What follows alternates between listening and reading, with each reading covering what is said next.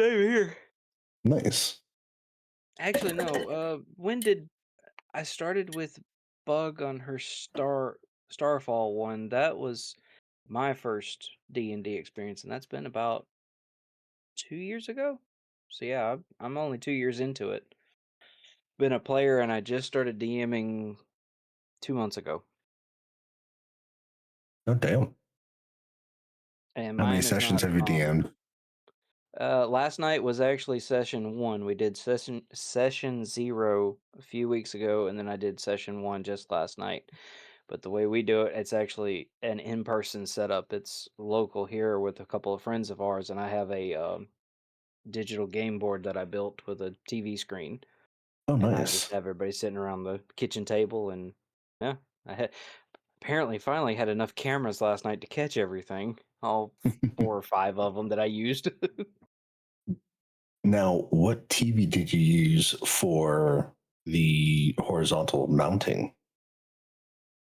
So I put in an old it's actually an old one that was given to me. It's not really 4K, but it's a TCL, kind of like our old Roku TV, but Yep, I know just I just TCL. built a I just built the frame around it, and it's just kind of laying in it. It's a scratch project right now. The next one I'm going to do is going to have the full like plexiglass overlay and all of that stuff on it, but this was just kind of a thrown together at the weekend project kind of thing.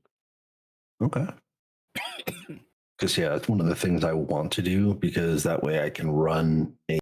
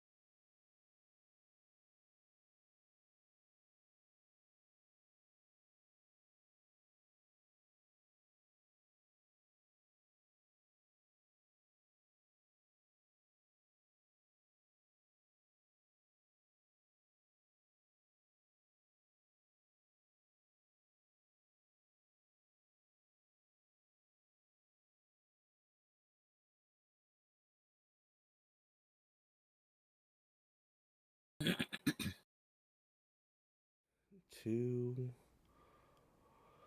and 1. Alright, let me get this shit out of the way.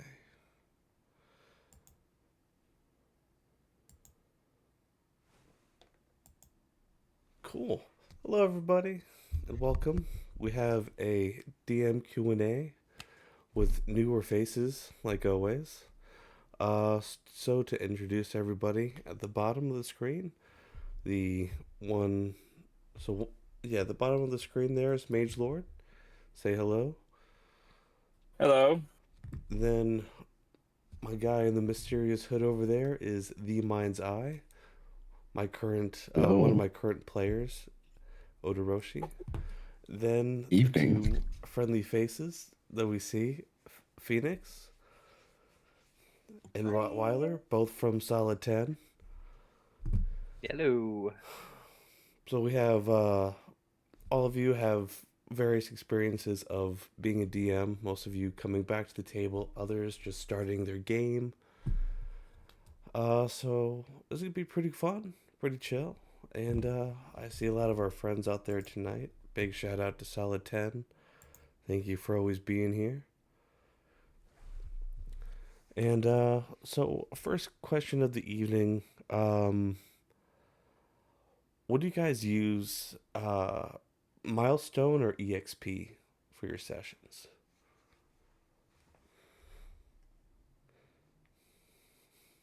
I have only DM'd a couple sessions, and mainly they've been starter modules, but I have always enjoyed Milestone simply because I find that there are enough players out there that will go murder hoboing and trying to find every little rat and insect that they can find just to get an extra little ounce of XP. And this way you can progress the story. They can do whatever they need to do, but until something major happens, or you get to kind of choose when, if they've done something that deserves, just the fact that they can level up a little bit early because they impressed you with something, you can kind of pick when and where you want to level them up. I like that. For me, I kind of do a mix. I do also like milestone leveling. However, sometimes my games I encourage RP. Um, so sometimes there's a lot of talking and not a lot of killing things to get experience. I do offer experience for good role play as well. But what I do is I keep up with how much experience they should be getting if I were doing experience. And if it ever gets to a point where they should have leveled already, but they just aren't quite getting to anything significant uh, to level them up, then I'll go ahead and give them a level. So I kind of do a mix a little bit.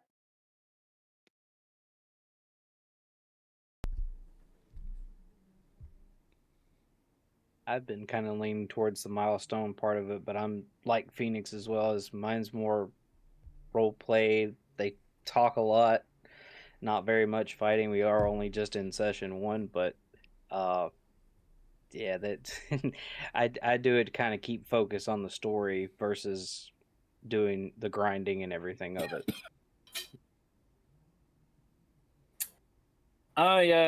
When I first started, I used XP, but I quickly found that the players can actually outpace what I want them to be doing, and which greatly shifts the difficulty and balance that I've previously set up. So I have switched to a milestone uh, system since then, so that they level up when they need to be leveled up, or if they do anything suitably impressive.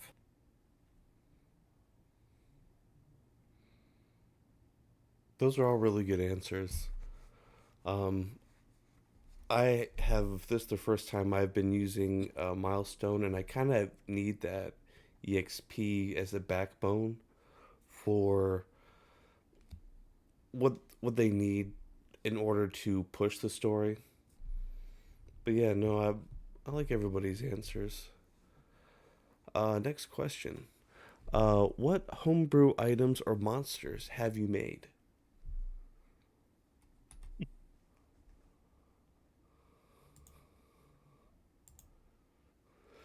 I guess I can go first this Yeah, time. Okay. absolutely. Yeah. So, as far as homebrew monsters go, I haven't made any recently. I have done 2 long-running campaigns as DM that was off screen. I have not officially started my one that's going to be on Twitch, but I did make some for that. Like there were these like horror vines where like there were faces like inside of the vines and they would like cackle at them and stuff. It was for a specific game. It was for Halloween. I homebrewed a lot of creepy monsters for that. It was pretty interesting. But anyways, I haven't homebrewed any now because I'm doing 2024 whenever I start. So I don't want to homebrew any monsters yet with that. Like I'll figure that out later. But I have homebrewed some items. I created a weird magical system of creating items where you use spell slots and different spells and to create specific unique magical items like that are more everyday. So if you were going to go hiking up a snowy mountain, right, you could get like a sleeping bag that could withstand those temperatures because they had that type of enchantment put on it. So like I have this huge like spider like or rather tree branch, whatever you want to call it. Like these things make this and like it's kind of this really intricate system. And if they want to create their own, they can. Um, but they have to learn the system first because it's a little weird. But yeah, That's pretty lots of little cool. things. I guess I'll go next. Yeah.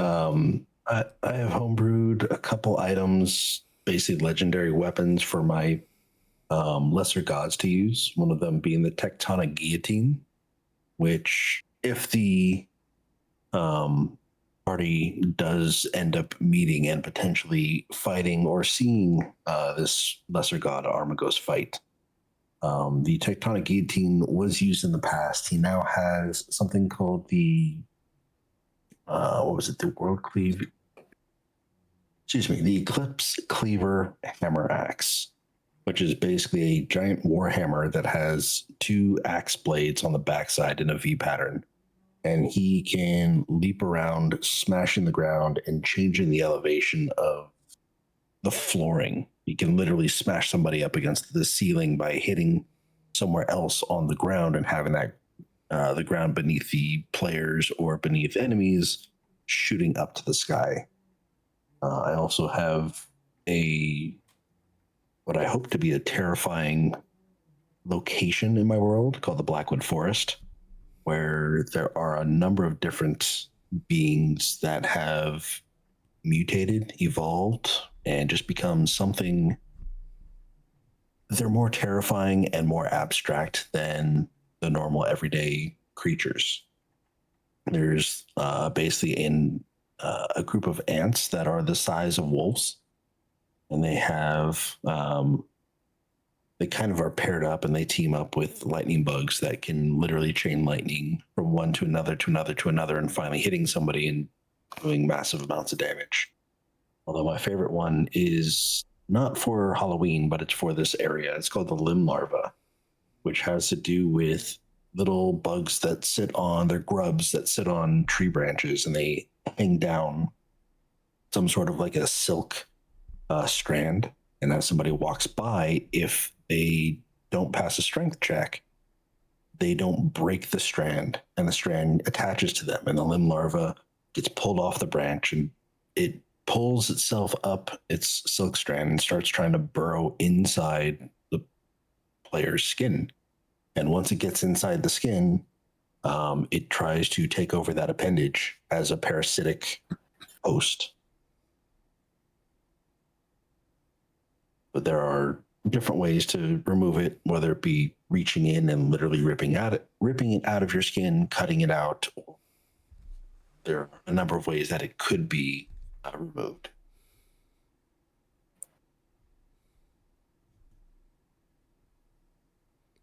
Sounds horrifying. That's the goal. But that hammer was pretty cool. Yeah, thank you. Magelord? Well, with my campaign, a bit of spoilers on what it is. I had to make a lot of homebrew items and items and monsters. For example, with the premise being aliens attacking, I've made firearms, armor, and the idea was that the alien stuff was better, but you couldn't use it just directly on your own. Like, for example, the firearms, the standard rifle does 10d4 damage each attack, but you need ammo for it, which can only be acquired by fighting them. Grenades, pistols, armor, new potions, folks. I made this healing salve, which is just you spray it on you, and then it heals you. I made potions that restore the use of class features and even spell slots. But if you drink too many every time you drink them, you roll a 2d10, and if that number ever reaches 40, it accumulates. And if that number ever reaches 40, you suffer a heart attack.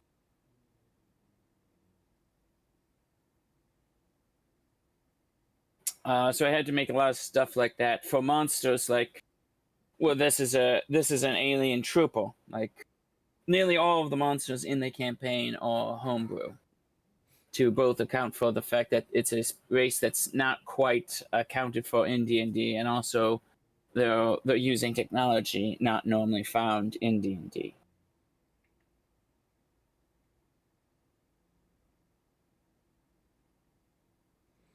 That makes sense. That seems like a lot of work. It can be, yeah.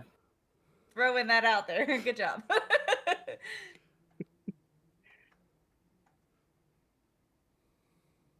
I guess that leaves me then, don't it? Well, being a new DM, just recently started out, I'm actually learning how to homebrew some things. When I did my one shot before I started this campaign, my one shot carried over into our campaign. I made a legendary item that was part of the storyline. It had a jewel embedded into it, and it also had a spirit of uh, the child in that story that's tied to the sword. Well, one of the player characters actually ended up getting it at the end, so now they carry it with them through the story. And the little girl's name is Rosie, and she talks to him and helps him out. It's kind of like a spiritual companion, sort of. But like I said, I've been practicing home brewing. I'm still learning how to do it and make it tie in with the story. But I think the best one I've done so far is I have a player character that is a gnome barbarian, and this person likes pigs. They love piggies. So I home brewed her totem of the piggy kind, and also she has an item called a pig ring where she has a summon that is a mount as a pig, and she has to say a spell to have the pig come out and to mount and ride it. And it is also a fighter; you can fight beside her as well, and it's entertaining to watch this person say the spell because it's let's see if I can remember off the top of my head. It says, "By the power of Piggy Trot, I summon thee, Sir Pork Chop." and, and she's only used it once, but I'm still learning how to homebrew things. Some of the monsters I've used, especially with the Stoneville Chronicles coming up, is the base lore of this town is it's got a pack history with werewolves, and I've had to homebrew some of the werewolves, the alphas, and some of the townsfolk that are along in the story, but I'm learning it. It's quite interesting to homebrew something. Uh, like Phoenix said, it's a lot of work, and if you're mainly just doing all home brews, it's a lot to put together. But I've enjoyed doing homebrew so far.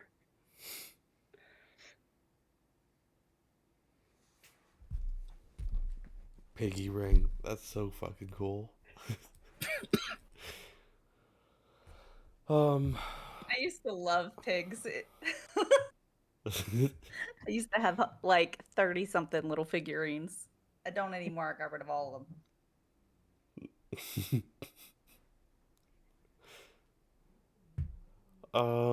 I guess for me, I haven't really made too many homebrew items in this campaign, but I made a few sex toys. I made a few weapons. Um, I haven't really made any homebrew creatures yet because I've been doing mostly the foundry stuff. So I mostly do what they do have in there. But I do plan on making chimeras and other horrible things to throw at my players without spoiling for for mines.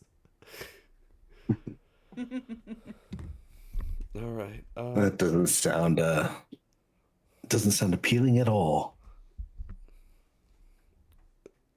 I can't really spoil too much. All right. That's okay. So, what setting does your world take place in? We'll start with Phoenix. Cool.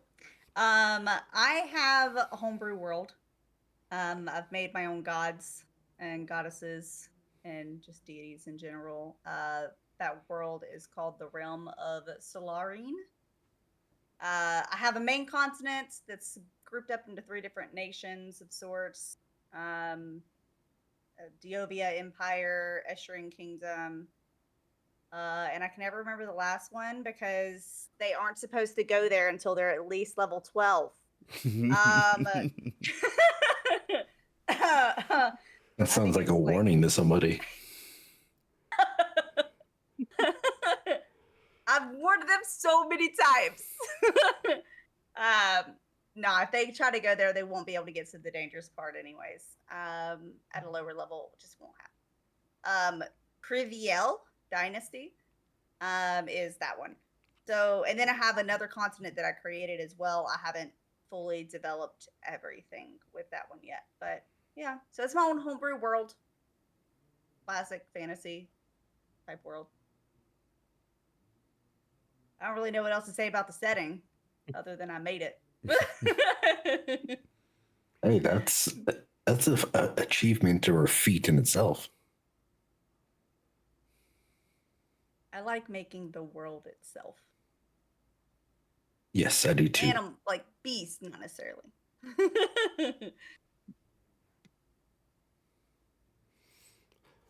Magelord, let's tell us about your world. All right. I call it the Realms of Reading. In the backstory is that there used to be this, the standard empire spanning across the continent. Then it collapses, and now everything now is a lot worse and more fighting. I've set up various zones and kingdoms that have etched fairly good stability from it, including various city-states. Yeah, the city-states, the steppes, the kingdoms, an empire. Yeah, same with her. It's like don't really know how to really describe it without going into detail on what each and all the areas are, which would take a while.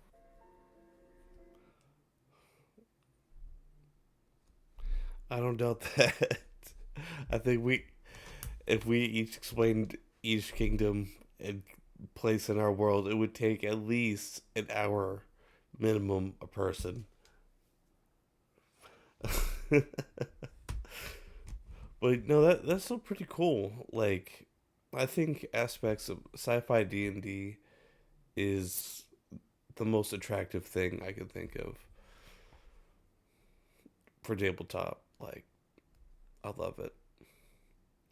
A Yeah, Rottweiler. being Sorry, please, minds. What were you saying? I'm just gonna say being futuristic and having, you know, science and fiction. I mean, you can blend the best of both worlds. You can create something completely out of this world, and it fits because it's science fiction. But yeah, it has the most potential for sure.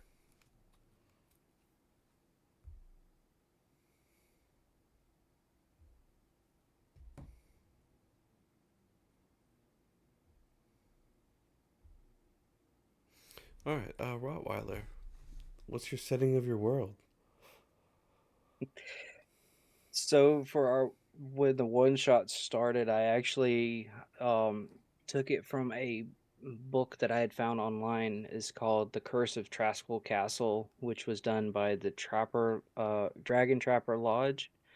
And I kind of built my world around that after this for Stonevale. Is basically when they started out, they started out as a mission from the lodge to go and, you know, investigate all these different towns that have weird histories and things that are going on through them. So when I carried it over to Stonevale, I kept it with the Dragon Trapper Lodge world. Basically just building it, like as Phoenix said, just building it as I go. But more or less, and I know because Phoenix here, she's gonna do exactly what Bug does to me with the dark and brooding stuff. This is more of a dark fantasy kind of gothic frontier setting in this world for Stonevale. Uh, Not very much actually, like you said, for going into like an hour long discussion of it. It's actually this is being built as we go. Um, Stonevale is actually just the town they are in now, but as far as world, I have not actually created a world name for where they're located at. I'm just doing it town by town, really. But like, like mostly just making it up as I go. I mean, whenever they're like, we don't want this to be one shot, we want this to be a campaign. That's kind of what you got to do. Like, you're like, oh, okay, Yeah, sure. the one shot took like two or three different sessions to us because, you know, it being for mine is not online like how most of us do, like with Solid 10 and Fargrim with your channel. Mine is local IRL friends playing together tabletop, and I'm streaming it, and the way with schedules and are, so it went three different times for the one shot, and after the third one they all were talking together after I'd walked away. They come back and said, we have a unanimous vote, you have to make a campaign now. I was like, oh, okay, yeah, sure, because I can totally do that. um Let me start researching, and so I came up with Stonevale.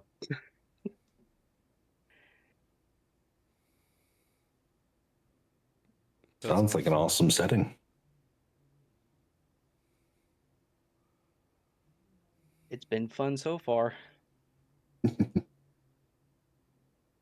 I hope that continues for you.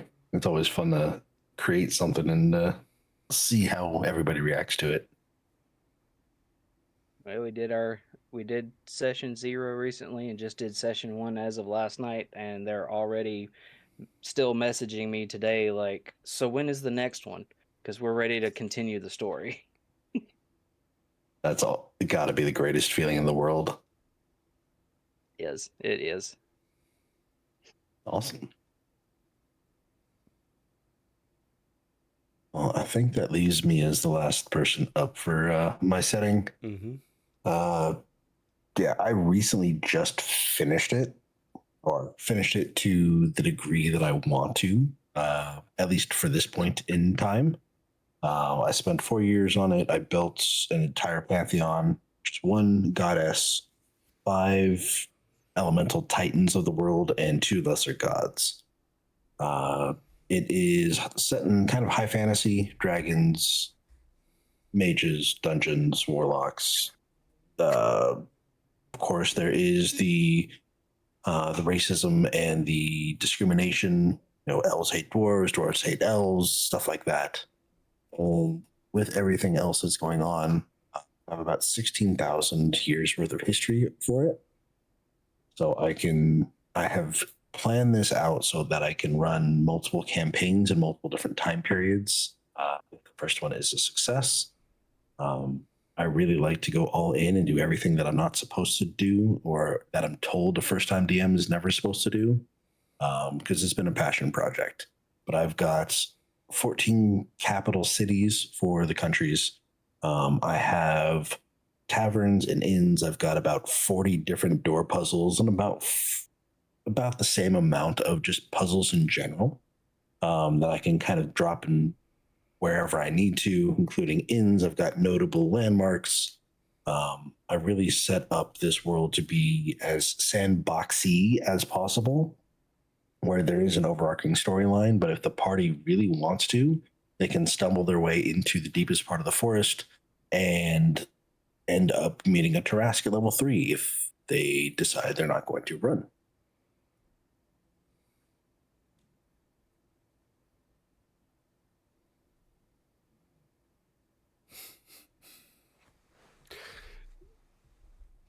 Nice.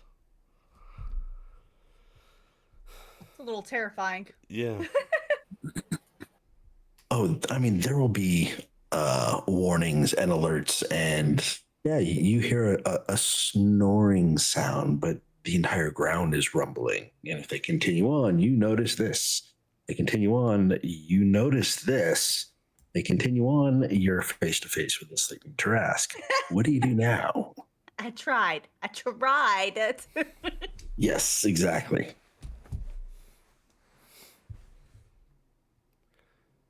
All right, next question, and we'll start off with Magelord. What can you tell us about your writing process? For like the characters, story, encounters, Just anything overall. How do you just go about doing your prep work? Well, the first thing I try to do is start with an idea. It doesn't matter how good of an idea or how bad of an idea, as long as I have an idea. Like above all, like once you have something and you're working, it becomes vastly easier to get through writer's block. Writer's block, it mainly affects me when I'm trying to get started. So once I have an idea, I can keep working on it. Like like you have a city. Well, what's What's it called? What's its economic output? Like who runs it? What's their name? Why are they doing this? Who's the bad guy? And yada, and just I can keep building on it. Then once I have it, I can start refining it.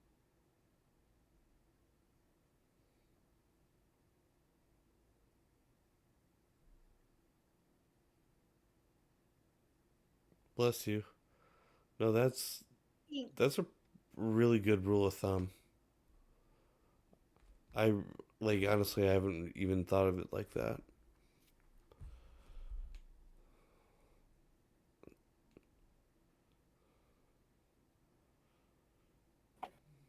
Great answer. We'll go with mines next.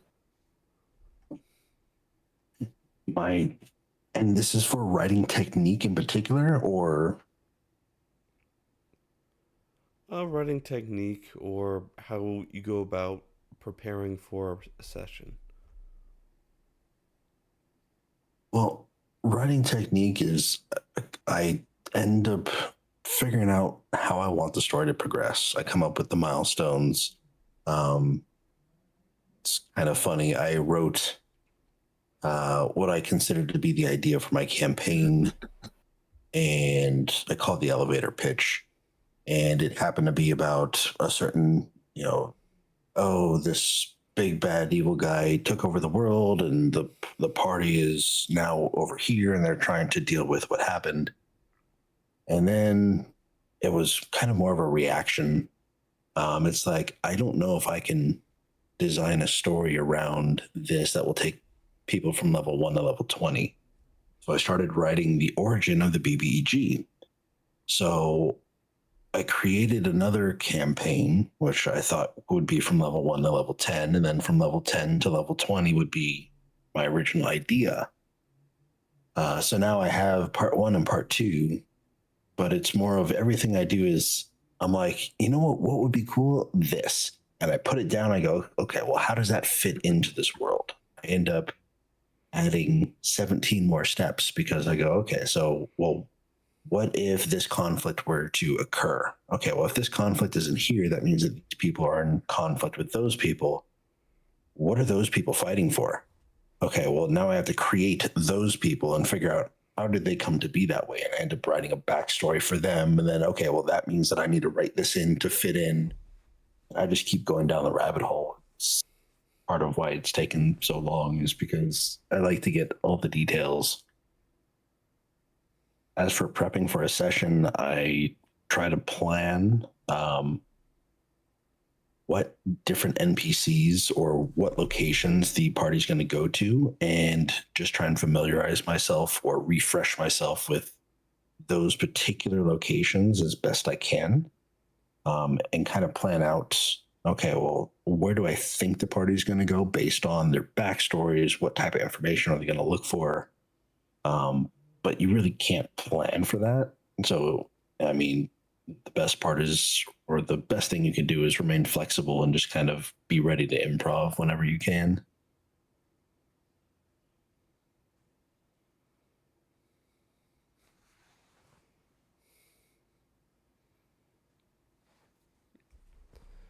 Nice answer.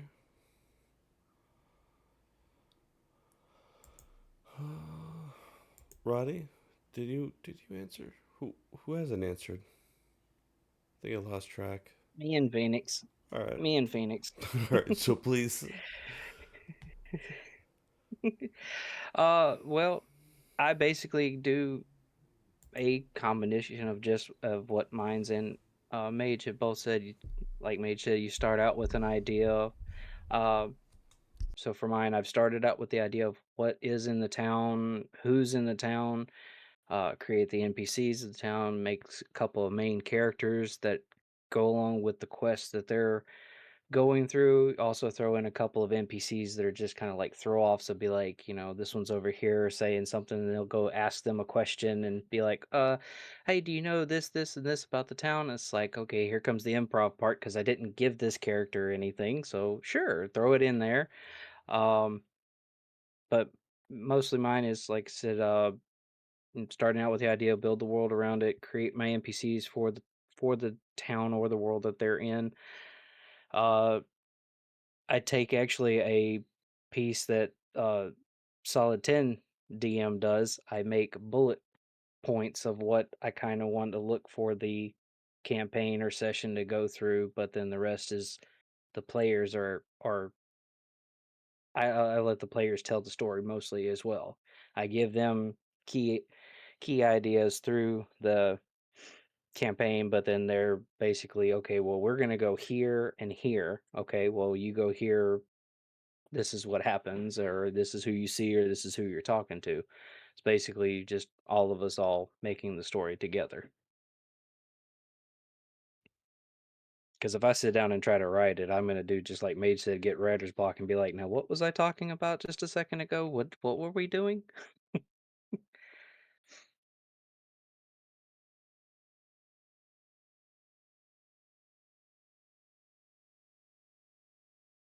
So I guess that leaves me. Okay. So for me, my writing process, um, so I like for things to have consequences. Whether like if the group chooses not to do something, something will happen because of that. I don't do that for everything because there are other adventuring parties. There are other things that, could sit there and make it to where that doesn't turn into a larger issue. But there are key things that I want happening kind of around the world, or in their general vicinity, that they could have an impact on. And if they don't do anything about it, how is that going to change? What's going to happen? What's the next stage of that? So I write out a little bit there for some key events that are going to be going on in the general vicinity. But other than that, as far as my writing process goes, I'll make a list of things that I want to get done, usually in order of what's the most important thing to get done, like right then, like a player's waiting for me to give them something or whatever, right? And then I'll start. And then after that, it's very inefficient because wherever my brain goes, I just do it. Because I learned that whenever I tried to force my brain to focus on the specific thing at hand, I don't get anything done. So I'm like, you know what, brain, let's just go. Okay, we might get a couple of these things done, but all of it's all stuff that's working towards the game. It's just, it might not be what I needed to get done. So, but getting something done is better than nothing. So, yeah, that's very inefficient process for me, but there it is.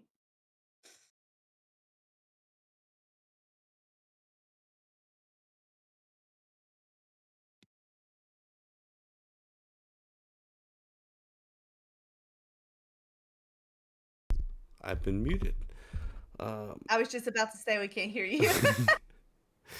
uh, let's see here.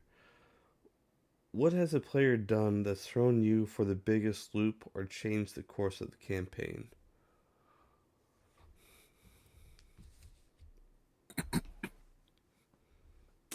We'll start with Roddy. He's laughing over there. This has to be good. Yeah, I saw that in chat. I'm wondering if that's because they saw the campaign last night, because this one actually really is the first one that's threw me for a loop. So a little history on this: there is a player character that his name is Thud, and he's a little bit special. But he has a thing that if he goes into bars or taverns, he is destined to start a fight in a bar no matter what. There's nothing I can do to stop him to do that.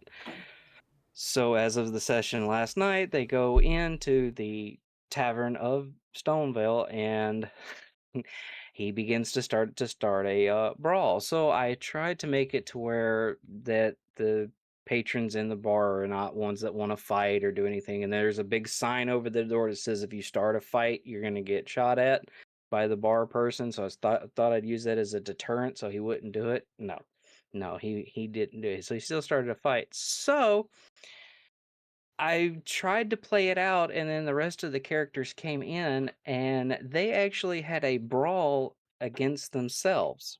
I actually had to start initiative for the player characters to fight each other. The two ladies knocked the big thud guy out. We'll just put it that way. And I did not prepare for that at all. Didn't even think that would happen, and made it up on the spot as we went. And yeah, so that one threw me for a loop. I did not see the players turning on each other to fight each other.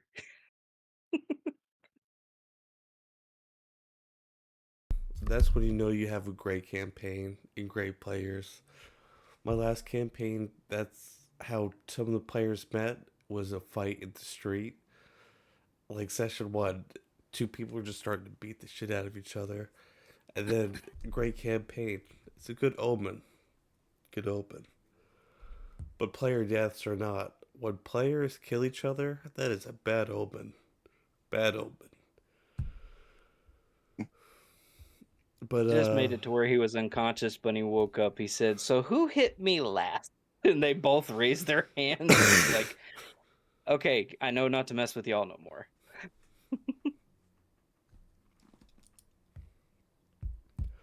Magelord, what threw you for a loop?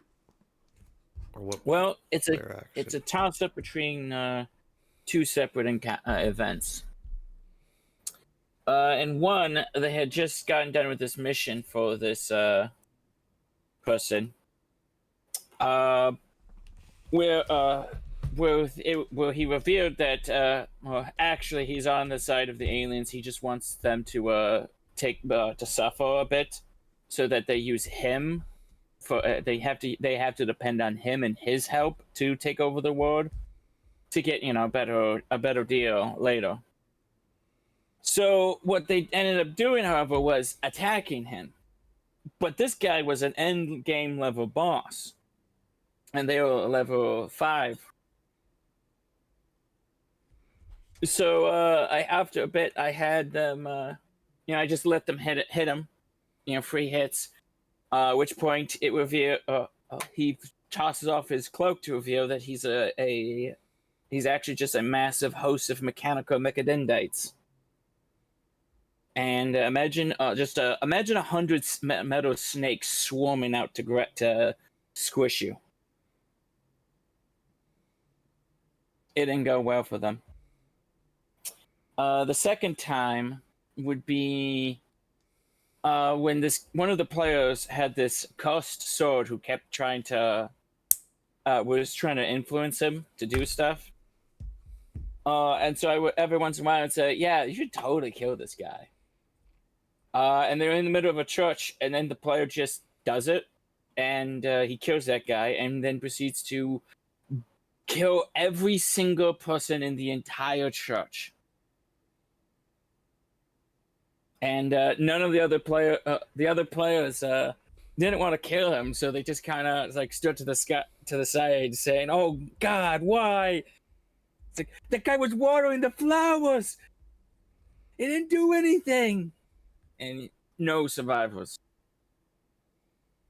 In fact, the other players helped cover it up so that they wouldn't get in trouble. The party wouldn't get in trouble for killing everyone in the church.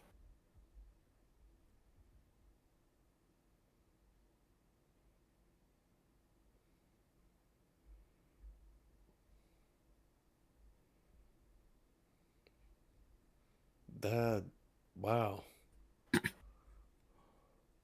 Yeah, I was pretty surprised. Thinking on it, I have to say that was probably the bigger flip. Even though it had less overall story impact, the larger story impact, that really took. You tell a player, it's like something's telling you to kill. Yeah, you should totally kill this guy right now. It's like he's not giving you the information he wants. Yeah, just kill him. I was like, I didn't expect a player to actually follow through with it.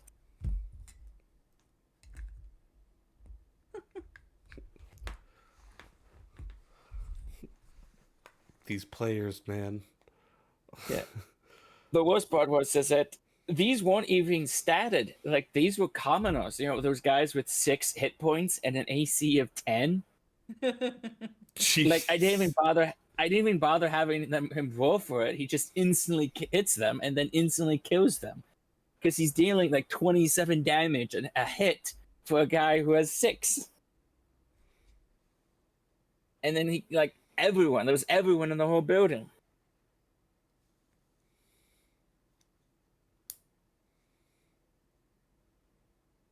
Sounds kind of like a game show, the Running Man or Overkill of some sort. Maybe we watch different game shows.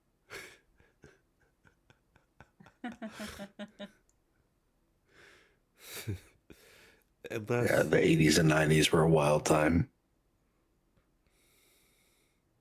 And lastly, mines. What has a player done that's thrown you for the biggest loop or changed the course of a campaign? Since I haven't DM'd much aside from a starter module, everyone is really kind of stuck to the books. My players have been half veterans and half newbies to D&D in general. So they were just kind of getting their bearings and whatnot, which is why I felt that, starter module was the best thing to do. However, in the one game that I have played, that was 3.5 years in the making, level 1 to level 17, before going on hiatus. And it's been almost 3 years since then. was my character was given a scroll of sequester, and we had the elves of the land were more like time cops. They were like the TVA from Loki, if you've seen that. And they were looking for an artifact, which is a special hourglass. I forget if it was silver or mithril or something like that, but it allowed for the elves to keep control over the time and the timeline itself. And we were on this mission to retrieve said hourglass and give it to our handler, our agent, whoever had sent us to grab it from its resting place. Basically, steal it back from the baddies to give back to the elves so they could continue to keep the peace and maintain the timeline. Well, we found out that the agent was actually somebody who had gone rogue and was just trying to get us to steal it from the TVA for them. So until we figured out what was going on, our thought was we either give it to him and something bad happens, or we try and fight him and kill him. Chances are he would destroy us because we were like level 9. So I ended up using the scroll of sequester that I got at level 2 or level 3, and I sequestered it out of sight from this agent, and there was nothing he could do. It was at that point the DM literally had to rewrite an entire third or so of the campaign arc because he had expected us to take the fall for and become villains for stealing this and giving it to the bad guys. And it caused all sorts of ruckus, and he was glad when he ended up giving us the deck of many things the next session, of which that caused a whole bunch of chaos. And I think it was purposely given to the group on the chance that we were going to screw ourselves with it. A little bit of DM payback, I think.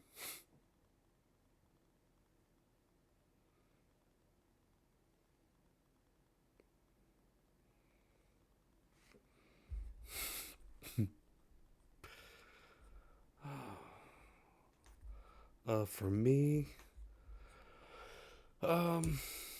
there's been moments like last campaign when Magelord two-shotted a boss as a bard. That was pretty fantastic. Which time? When you killed the Thorn Mother last campaign. Yeah. Well, it wasn't just me though.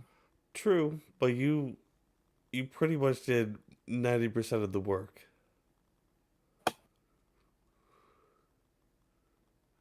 With like 2 moves. It was incredible. That threw me for a loop. Oh, my Wednesday group, the Druid is a celestial fallen star, and both Druid groves within the vicinity that he's in suspected this and took memories of his past life through rituals so they can understand the cosmos better. However, instead of choosing the lesser of 2 evils, he decided to burn them both down. So next session, we're going to kill a whole bunch of druids, apparently. Oh, okay. I mean... Oh, did you want to hear mine, though? Yeah, absolutely. Okay. So, I have to sit up for this one. All right. Okay, so I had a player that really wanted to change something about their character. Like, they loved their character, but they were Kinku, right? And we do old school Kinku rules where you can only speak in the voices that you've heard. And he was just kind of getting annoyed with it. He was like, I love my character. Could we just like change my race somehow? I was like, you know what? I'll make this legendary like wheel of stuff that's in this, I was like, sure, I got you. So they came across a cave, right? And inside there was a specter. I think that's what it's called, or it's just spectator. It's the mini beholder. It's not like a full beholder. It's Yeah, the it's a little one that has specter. like 4 Yeah. stalks. Yeah, specter. Whatever it is. Yeah. So anyway, so they defeated that, and they started like someone started scooping up gold, like it was full of just stuff. I think they had a bag of holding, and so they were just like scooping it in the bag, and so they got to choose. It was basically like an item where there were so many uses, and it was kind of like the wish spell, but you had like choose A through E type thing, where you could change your race or change this or change that. Like there was another character that kind of wanted to change something about their character too, and I was like, sure, whatever. I think they wanted to change subclasses. I was like, okay, whatever, it's fine, I'll make that an option. I was like, so I did that, and then I made the big bad guy show up that wanted that item, because one of the options was to basically like reset to your early adulthood life, and he wanted to live as long as possible, and they used like 3 of their uses, right? He was mad. So I had him do one spell that knocked everyone down to like below half health, and they had like a helm of teleportation, right? You know, so they got out of there. I had a player decide that they wanted to cast sending to talk to this person that they literally stole like legendary uses of stuff for an item, and they wanted to talk to them and try to make friends with them and stuff. I'm like, what are you doing? They almost killed all of you with one hit. I was like, why are you doing this? Like, but I want to talk to them. I'm like, okay. But basically I had them get kidnapped by the person. And then the group had to go save them, because you don't do that. Like I created this whole big bad guy, that they would end up having to deal with later, so that they could change the things they wanted to change. And I was like, why are you poking? He's still mad. But yeah, so he kidnapped her as punishment. But yeah, that was the loop. I was like, I wasn't expecting on this like mini quest here. I was just trying to help y'all out, but okay, I'll write this out real quick. Yep. Wow.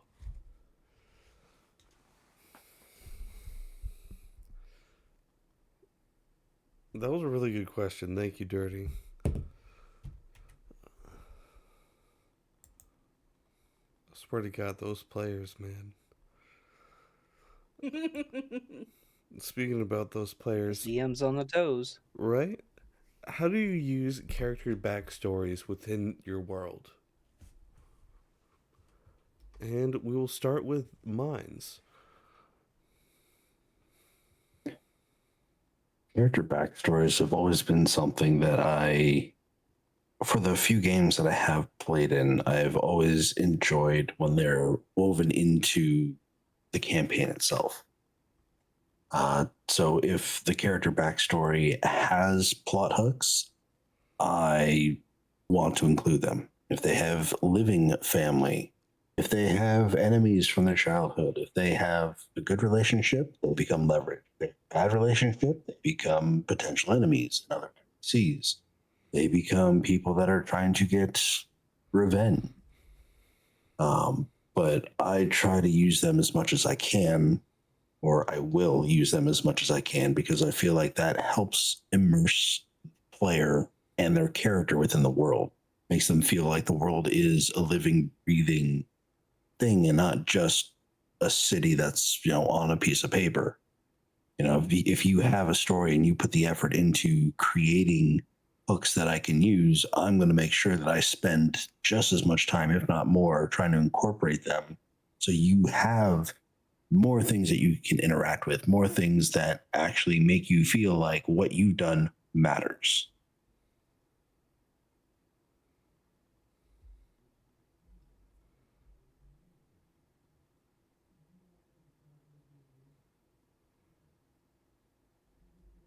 I like that. Uh, Roddy? Oh, so I essentially do basically as how mine says. I've weaved their backstories. Most of my characters have traumatic backstories and mysterious backstories through what they've created for this campaign, and I've weaved it into kind of like a mystical foreshadowing where they all know their individual backstories, but parts and people of Stonevale know their history too. They're getting like glimpses and uh, they're getting parts of their history or their story brought out in some way, shape, or form to where because the group has been together for so long for this campaign, uh, they're learning more about each other that they didn't know as they were going along through their adventure. They're getting to know their fellow companions a little bit more, and they're leery and kind of like piecing things together for certain ones and learning things about others, and then there's just one that just stands there. But I have taken all of their backstories and in the process of it have kind of made it into the world. Like mindset is just kind of like bringing it all together and make it a purpose or for others to know what they have done or what their past has been like.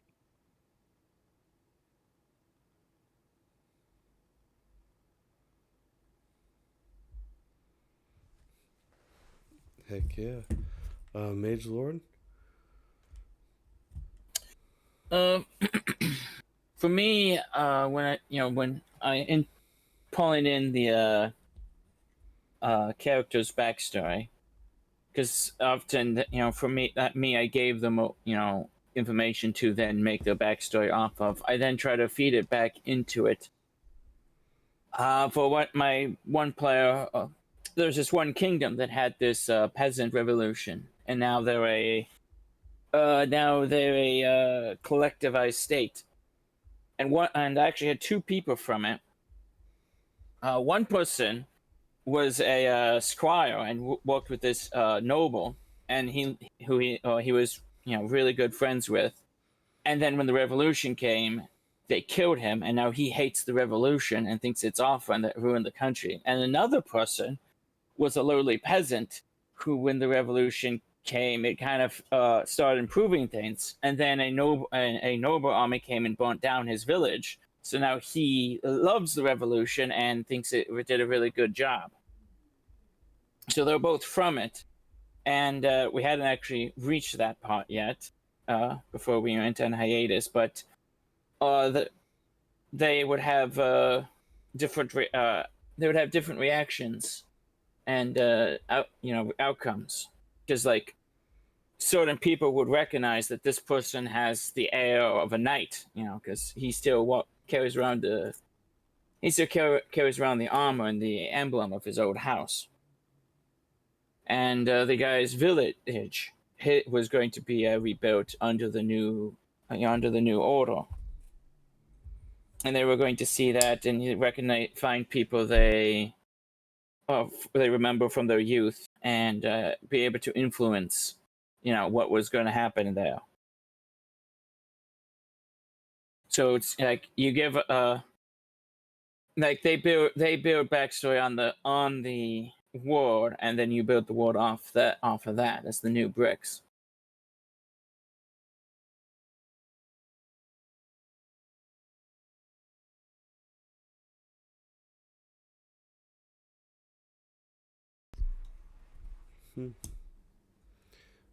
Phoenix?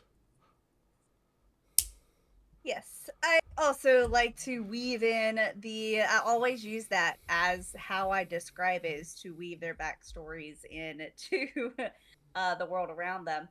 For my main campaign, I require at least 2 to 3 pages for a backstory because they lived a life. Tell me about it. Like, who were their friends? What's their motivations? Like, you can't just give me a paragraph. like they lived more than a paragraph. So I like to be able to pull details from it. And if they leave things open ended, I write in there because something happened. And if they don't know what it was, then I figure it out. But as far as one of the ways that I bring character backstories into the world, um, obviously there are certain times where if they're going to be visiting near a person's like home, then there's that's easy, right? to to pull that in. I like to find tidbits of stuff from the backstories that they provided and be like, okay, well, what happened to these people? Like they'll tell me about them a little bit, and I can figure out what happened. Did they leave their town, etc., whatnot. And I like to have random encounters tables that are massive. They're separated by terrain, time of year, like everything. They're huge. It's many tabs within a Google Excel sheet. Um, Even though I don't think that's what it's technically called, but you know what I mean. Um, so yeah, it's completely in there. And if I roll a specific number, then that means I'm gonna look and see if there's anything that would fit with one of the characters' backstories to bring in at that moment. Um, Sometimes I'll plan it ahead of time and be like, hey, when they head to this place, we're gonna have this thing here. But I mean, sometimes you randomly run into people, so I build it into my random encounter stuff too. So, if it makes sense. I like that. Building it into random encounters and people.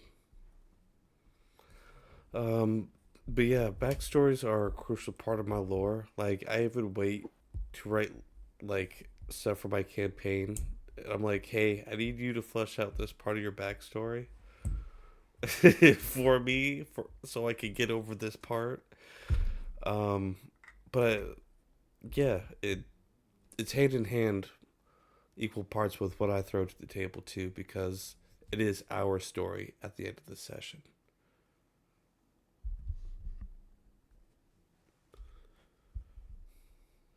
That is a very good point. All right. So next question is, what is your world building rule of thumb, or how do you go about building your world?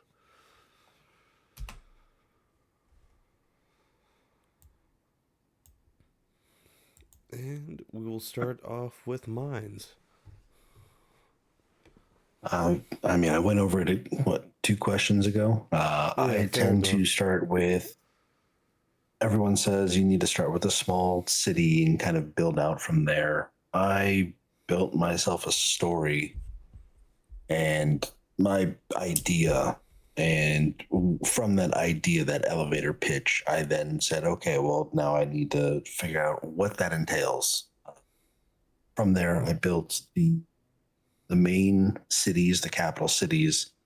And I kind of built a world based on that. I built an entire world map, and from there, I just started, putting little bits and pieces here and there. And that's how I built the physical world. As for the concept of the world, I started with the pantheon, and I picked an idea. Okay, well, I want to have this type of a pantheon. Um, and then I just started looking into what attributes a world needs. If you have a pantheon, how do you deal with atheists, agnostics, with the scholars? You have resurrection? Do you have an afterlife? Do you have, you know, how does, what type of technology? Is there firearms? Is there gunpowder? Is there trains? Is it magical, like light rails or lightning rails? And just kind of looking at what type of questions somebody has when they're asking you about your world. I reached out to a large number of people saying, hey, if I'm building a world, what type of information would I need to know? And I would have them ask me questions and kind of build my world based off of that. Which is probably not the most efficient, but it's how I kind of got into it because I I watched some videos and it seemed like they're just, okay, well, start this and start your campaign and then world. I didn't really want to do that.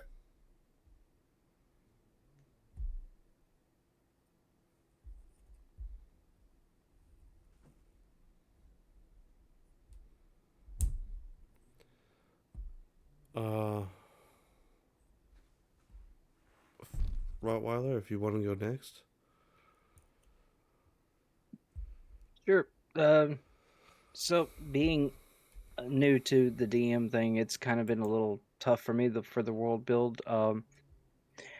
For Stonevale, like I said, it's not a world map. It's actually just right now just a centralized city. It's a dwarven mining town that they're in. That's basically what the campaign is going to revolve around. It's just this one area. So I basically just started like where they left off with the one shot that the Trapper Lodge faction is giving them another mission, going to another town to figure out the mysteries and the goings on of the town to figure out what's going on and why it's happening, who's causing it, then kind of basically a who's done it kind of thing. Make sure to give them work in a lot of the clues and kind of give them the hints of the things that are happening, but uh, throw in a few monsters mysteries, here and there. But it's for me, for my world building is I'm making it as I go. For the time being anyway, I've just little more studying and learning on how to do an actual full world concept, but um definitely could use some helps and hints on that part, as like I said, this is kind of new for me on that, and I'm just building it session by session uh as I go.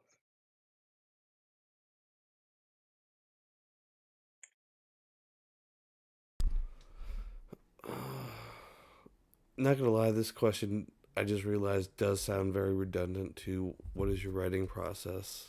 I apologize for that. No, that's fine. This will be remembered. Yeah, right. Let's just repeat ourselves.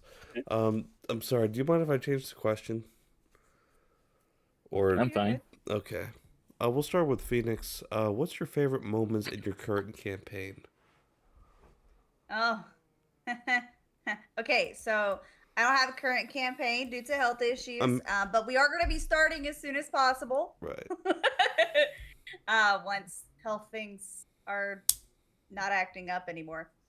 That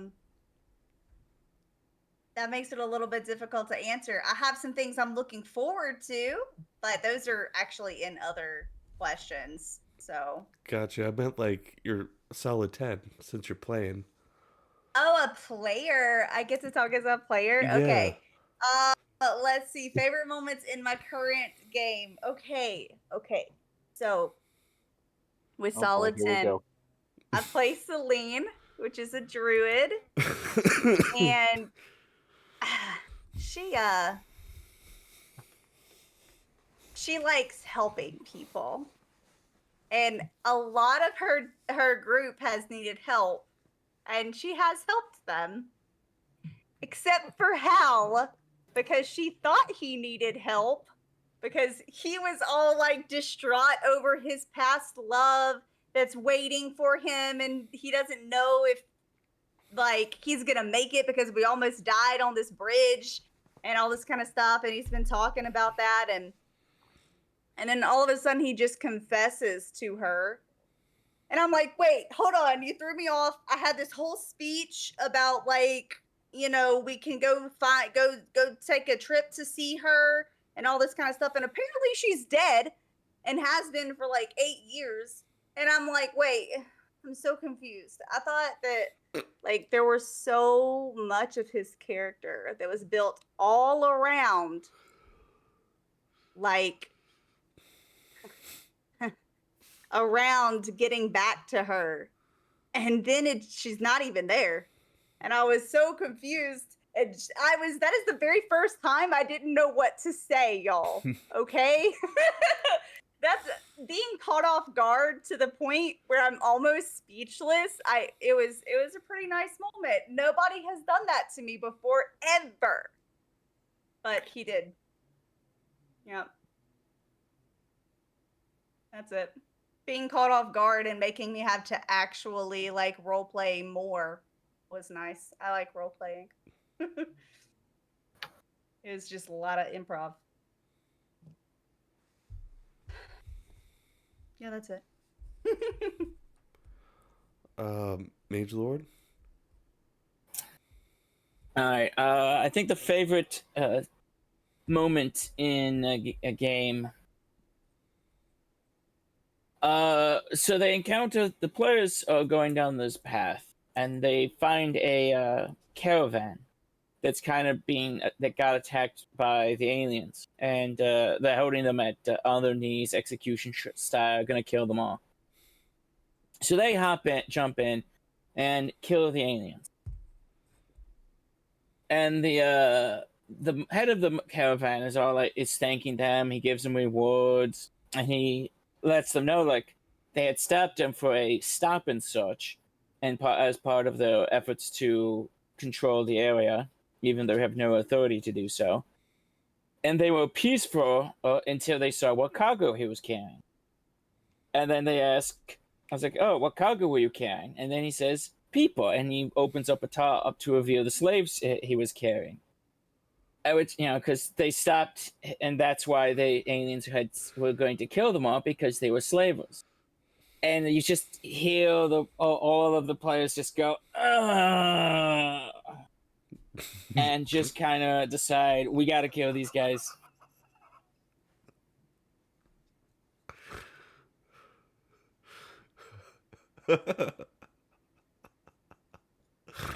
Oh.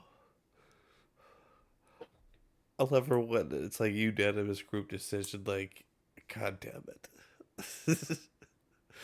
We'll go Slaves with had some very the slaves had a very confusing time of it, especially because they're slaves. Then the aliens show up, and then they're going to be free. And then these guys come up and kill the aliens. They're going to stay as slaves, and then they kill the slavers. It's like, and then set them free. It's like, couldn't you have just not done that step in the middle? But yeah, they still talk about that moment. So I have to say that was my favorite. we'll go with mines, then finish with Roddy. Favorite moment in my current game. I don't have a current game either as a DM or a player. As for the last game that I played, I'm playing a chronomancer wizard who is extremely intelligent, and I could never pass any sort of DC against. Well, I forget if it was a fear check, but I can't remember which skill it was. But I had somebody who's very serious, very calm, cool, collected. They don't really show emotions unless they are giving some sort of sarcastic, witty, quote. And my character is known for these quotes, apparently. We're just like, oh, like, does he have these written down somewhere? Because he's got one for every single thing. And we were going to a bathhouse. I'm sure Fargum is going to get a kick out of this. So we were in the bathhouse, and we had 3 male characters and 1 female. But the 1 female character was on it's a Japanese bathhouse, the onsens. And apparently the female character was going with one of the staff or somebody that was already there, and they played a prank on one of our other players, and it dropped a whole bunch of monkeys or something along those lines on this other player over the fence, and the character had no idea what was going on, so knee-jerk reaction, cast fear to get all the monkeys off of him. Well, apparently my character was right just barely in range, and I got hit with the fear. So here we are, naked in a hot springs. And I stand up and bolt out of the bathhouse. The character who cast fear had no idea what was going on and ran after me. And at the end of every turn, you're supposed to make that save. So Teacup kept chasing after me, and I kept running away and dashing away, but he was dashing to keep up with me. Kept failing the save. I had made it halfway across town before I finally broke or made the save. And for being somebody that has a lot of defense and a very high mod for those type of saves, I could not make one to save my life. And it's part of, like, it reinforces the fact or the attribute that I enjoy most about not ever wanting to fudge rolls, even as a DM, because a lot of times when you fail, that makes the best stories because it's completely random and wild and changes everything, and everyone has to now react. But yeah, I think that was my favorite part of the campaign that Fargrim is currently DMing. At least will be if he can find a new job. Yes. But yeah, our Thursday group is really, really good group with a lot of good role players, and yeah, there's a lot of good moments, but that one definitely stands out amongst the top. Yeah.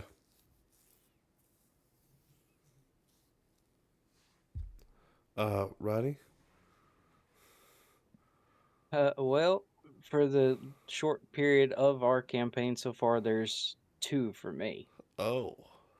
Par- Top right now has got to be the brawl from last night. That was hilarious, and I enjoyed every bit of that. For them to turn on each other to just prove a point, I was like, I'm you could see me on the video just like holding my head down, laughing, and just go ahead, hit him. All right, it hits. Cool. You take this much damage. Good luck, buddy. Do you want to give up now? No, keep going. But I will say before that, and this one's gonna be a little bit of a sappy one, so I apologize. But um, my favorite moment is as they started this trek to Stonevale. On their walk through the forest and down the dirt roads, they met another player character that started out. Is a it's a fire demon cat named Ava. And the history behind this character is when I did my one shot, my spouse was listening and was enjoying D&D and has never played D&D in her life and asked, "Can I be a part of your story now?" So I said, "Yes, by all means, I will teach you the ways of D&D." So I spent a month and a half showing her the basics, got her own dice set. She actually drew the picture of this character for me, and I created it into the story. She created her character, I helped her through it, and I was really excited because I was like, oh, cool, I get to be a first time DM, and my spouse is going to be part of my story. That's going to be fun. Um, well, when we started our session 0 and they met this character, unfortunately, my spouse got a little nervous and scared and actually stepped out and said that she was not ready to try that. And I said, that's understanding. I'm not going to have you do something you don't want to do. You're still welcome to listen and watch. And I was like, well, I kind of wrote the story a little bit with your character involved, so I have to keep it. So I asked her if I could play her character for her, and she said, yeah, just play it like this, if you will, to give me the personality and behavior of it. And I spoke for the character last night. She had got with me afterwards. She said, you know what? You played Ava just exactly how I would. I was like, I'm glad I did it right. So I was really happy and say that would be my favorite moment is when my spouse created her own D&D character and put it in the story. That's awesome. That is awesome.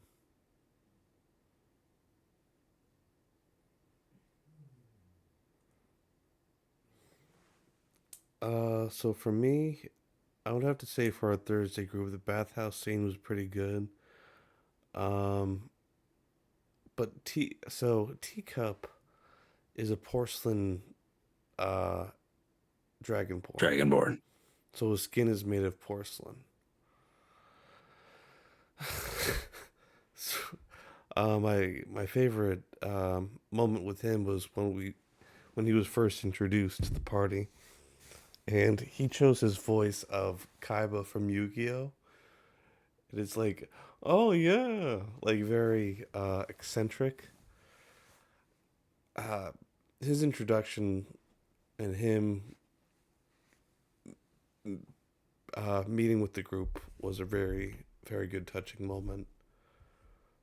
Because we just had a problem player in two groups, but anyway, um, Teacup's first session with us is one of my top in Thursday group. Besides Odoroshi meeting his older sister, that was a very good hardcore moment for me. And then River meeting the dude who sold out her village mistakenly. She pinned up a dude in a ramen house and did a Batman. Where's the Joker? Type shit. It was awesome. In my Wednesday group, my favorite moment. When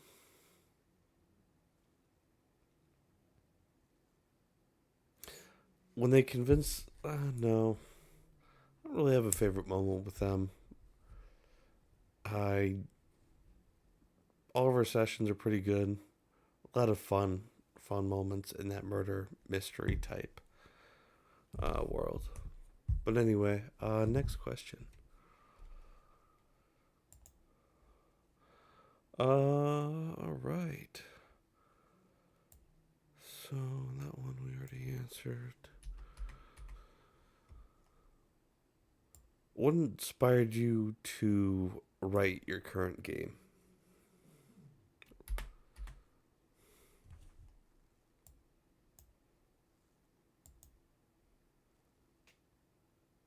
I can start with that one. Go for it.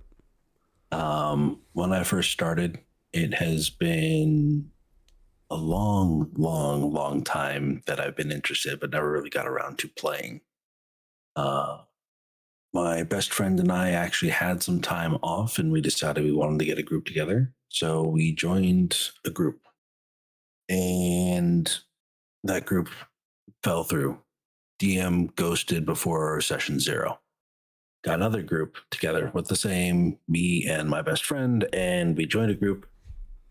The very first session, somebody decided to put the main quest giver, who was a gnome, in a bag of holding and rolled a nat 20. EM logged off, never saw him again, never responded to anybody's messages. So we started a third group, and this time I went elsewhere aside from the Roll20. I found this DM on Reddit. This guy ran a campaign, and within the first 3 sessions, we were like, so this is what D&D is supposed to be like. I've always enjoyed being a storyteller and listening to and creating good stories. So I decided I wanted to start writing my world kind of right then and there, because as much fun as I have trying to stump the DM, gives us, oh, you're chasing your person into the forest. It's the BBEG. What are you going to do? How are you going to chase him? And my first thought is, well, I'm not going to chase him. I'm going to be lazy. I'm going to burn the forest down and kill him that way. Right? As much as fun as I like keeping the DMs on their toes, I wanted to be in control and be like, you know what would be really cool if this happened to the party? So that was kind of my moment where I'm like, yeah, I want to try this and see if it works. And that was the turning point for me.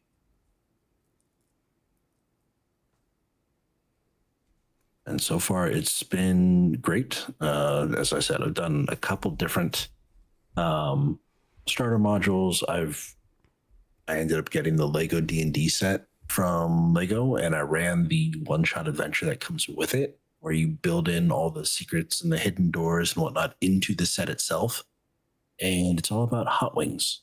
So I ran it for my daughter, some of her classmates, and the parents of said classmates, and we had a blast. And all of them they want to run my campaign as a second group in that same campaign when I start at the beginning of the new year. So we'll see if we can carve out enough time that I can run 2 different groups through it.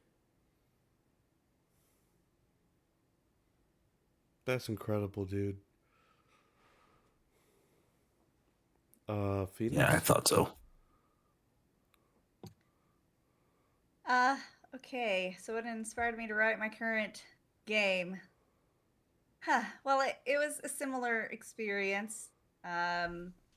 Lots of joining different parties to be a player. I was spoiled the first time, maybe not the very first game because it was a one shot with all of my husband's brothers. But for that, I was very spoiled to have my husband as the DM, and he's amazing as the DM. It's I've I don't know if I've encountered a DM that's like at his level again yet. So I was very spoiled, and I would go into games and I would try to find things to be player for, and it would be like this person, this one DM didn't want the ranger to use pass without a trace because it would ruin his encounter, and I'm like, what? But like it's part of it's you let him choose that spell. If you weren't going to allow him to use it, then you should have at least told him ahead of time, and then like I had it, so we soon left that game whenever he rewrote what happened. Like I did something, and then the next time he recapped and he changed what happened in the past because that's what he wanted to happen. And I was like, he's like, we're writing the story together. I'm like, no, you're writing a story by yourself. Okay, bye. So there was a lot of bad experiences that kind of hurt me as a player. And I was like, you know what? I'm going to start writing my own game. I've been, kind of writing it for a couple of years now, 2 to 4 ish years. I've been building, the world and stuff like that. I have found some good campaigns since then as a player. But I missed being a DM. I've ran a couple of long-term campaigns, and I will never forget one group. They used to draw little pictures of stuff that would be happening in the game and everything. And there was a moment where they were crying. And I just stopped. I was like, guys, did I take this too far? Are y'all okay? Do I need to back up a little bit? They're like, no, it's perfect. It's great. And I was like, okay, play. Just let them keep going. So I missed inspiring those moments of role play for players. I really liked creating the world where players wanted to be in it. Um, so a lot of bad experiences made me miss that. So now I want to DM and create positive experiences. That's awesome. I can't wait to hopefully create moments like that. It's really fun. It certainly seems that way.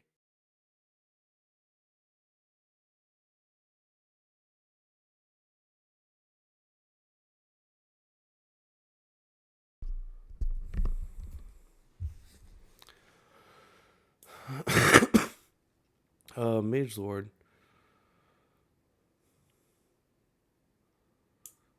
Well, for me, the current game, it's a combination of things. Because I was already in this roleplay where you make a nation and you build stories off of it. And I made the nation that the alien that the aliens in my current game would be from. Then I played a Fulgrim's game,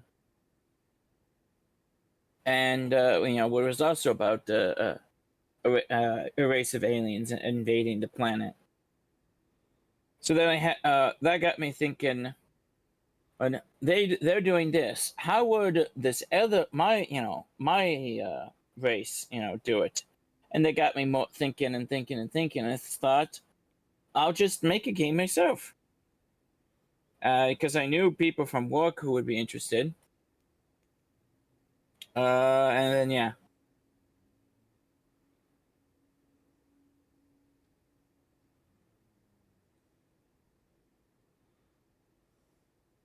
that's about it. Right on. And last but not least, Roddy. Well, I've been a player most of the time. Started with Solid 10 group. That's where the majority of my D&D experience has been, and I've watched DM John, and I've been in one shots where Bug has done a few of them, and I've watched and learned how they would be a DM, and I said, okay, this is kind of something I would like to try just for fun. And I was like, well, I'm not brave enough to do it online on stream, so uh I got the local group of friends that are all D&D folks too, and I was like, "Hey guys, just as a party get together kind of thing, you guys want to run a one shot with me?" And they said, "Sure, yeah." So I did my studying and learning, and I ran the Cursed Traskell one shot, but I had a book reference to go by and kind of create the world for that. And like I said, at the end of the one shot, they all got together and said, "Hey, we want you to run a campaign because we like you as a DM." And I was like, "You serious?" They're like, "Yeah, you did a good job. We enjoyed it. We want more." I was like, "Oh, cool. All right, I'll let you know." So they all left, and I'm sitting in the on my in my chair in the room, and I'm sitting there next to my spouse, and I said, "Great, now I got to come up with something completely random, make a world story out of thin air. I don't even know where to begin."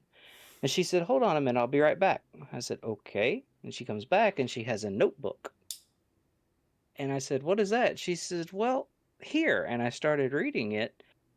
And the inspiration for Stoneville is actually a combo creation. It's got my twist in it, but the story is actually a book my spouse wrote. My wife has wrote this story herself and has given me points, tips, and things of how the story, how she wrote it for her not like a published novel, but just something she's wrote in her spare time.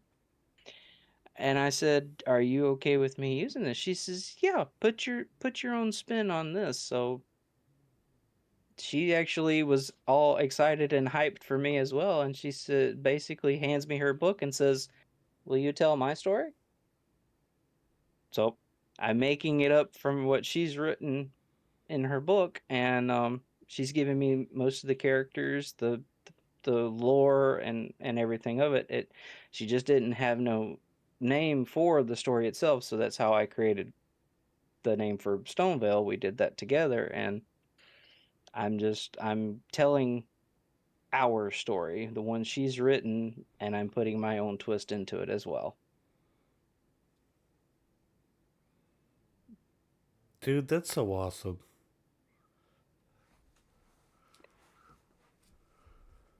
It's like, yay, I don't have to make it up from scratch. I had something to go off of now. Yay. a little bit easier to go through now.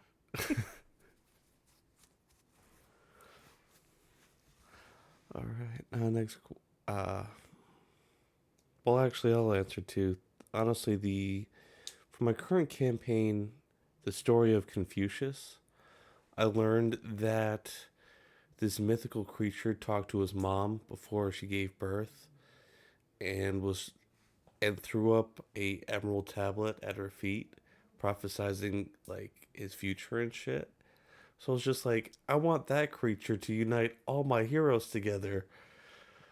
Um, but mostly the underlining story of it is old hero party turned evil.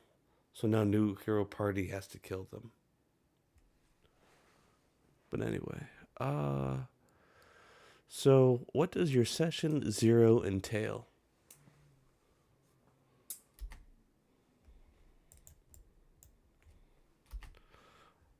We'll go with Magelord first. For session 0, go over the the intro. Then I have people arrive or meet, or wherever they're meeting up, so they know each other. And I have the quest, the first quest giver, give them the quest and whatnot. And then they generally, if we have time, they're also prep for that quest. But it's mostly going over story and lore, and them doing their first interaction.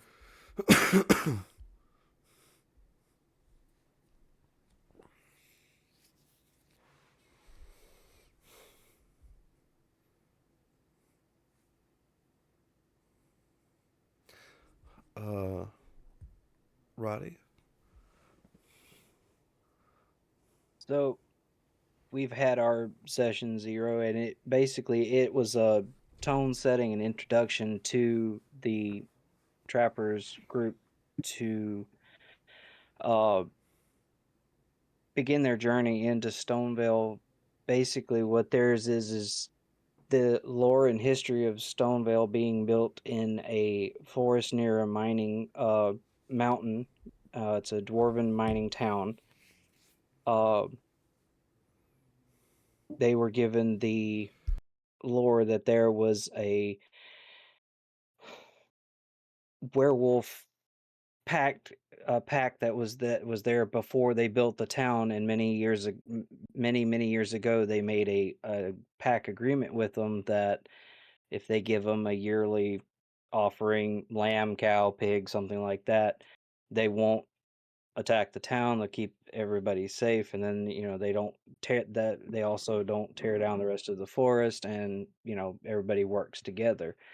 But when they get their marching orders, basically, is told that the pact has been broken somehow, that now that people of the town are starting to disappear, and it seems like somebody else is trying to take over, and then that's their job, is to go to the town and figure out why this pact has been broken, what's the reason, what's the cause, and who's doing it, and see who the potential culprits of it would be. Um, at this time, so far, where they've met the mayor of the town and spoken to many different people in the town, trying to learn the histories and whatnots and everybody's feelings and opinions of how things are. And where we ended last night is where the mayor is actually friends and close to the actual alpha pack werewolf leader, and he comes to the town to meet the group and is going to give them the history and lore of how the town became the way it is now. And unfortunately, it got really late last night. We kind of had to end it early.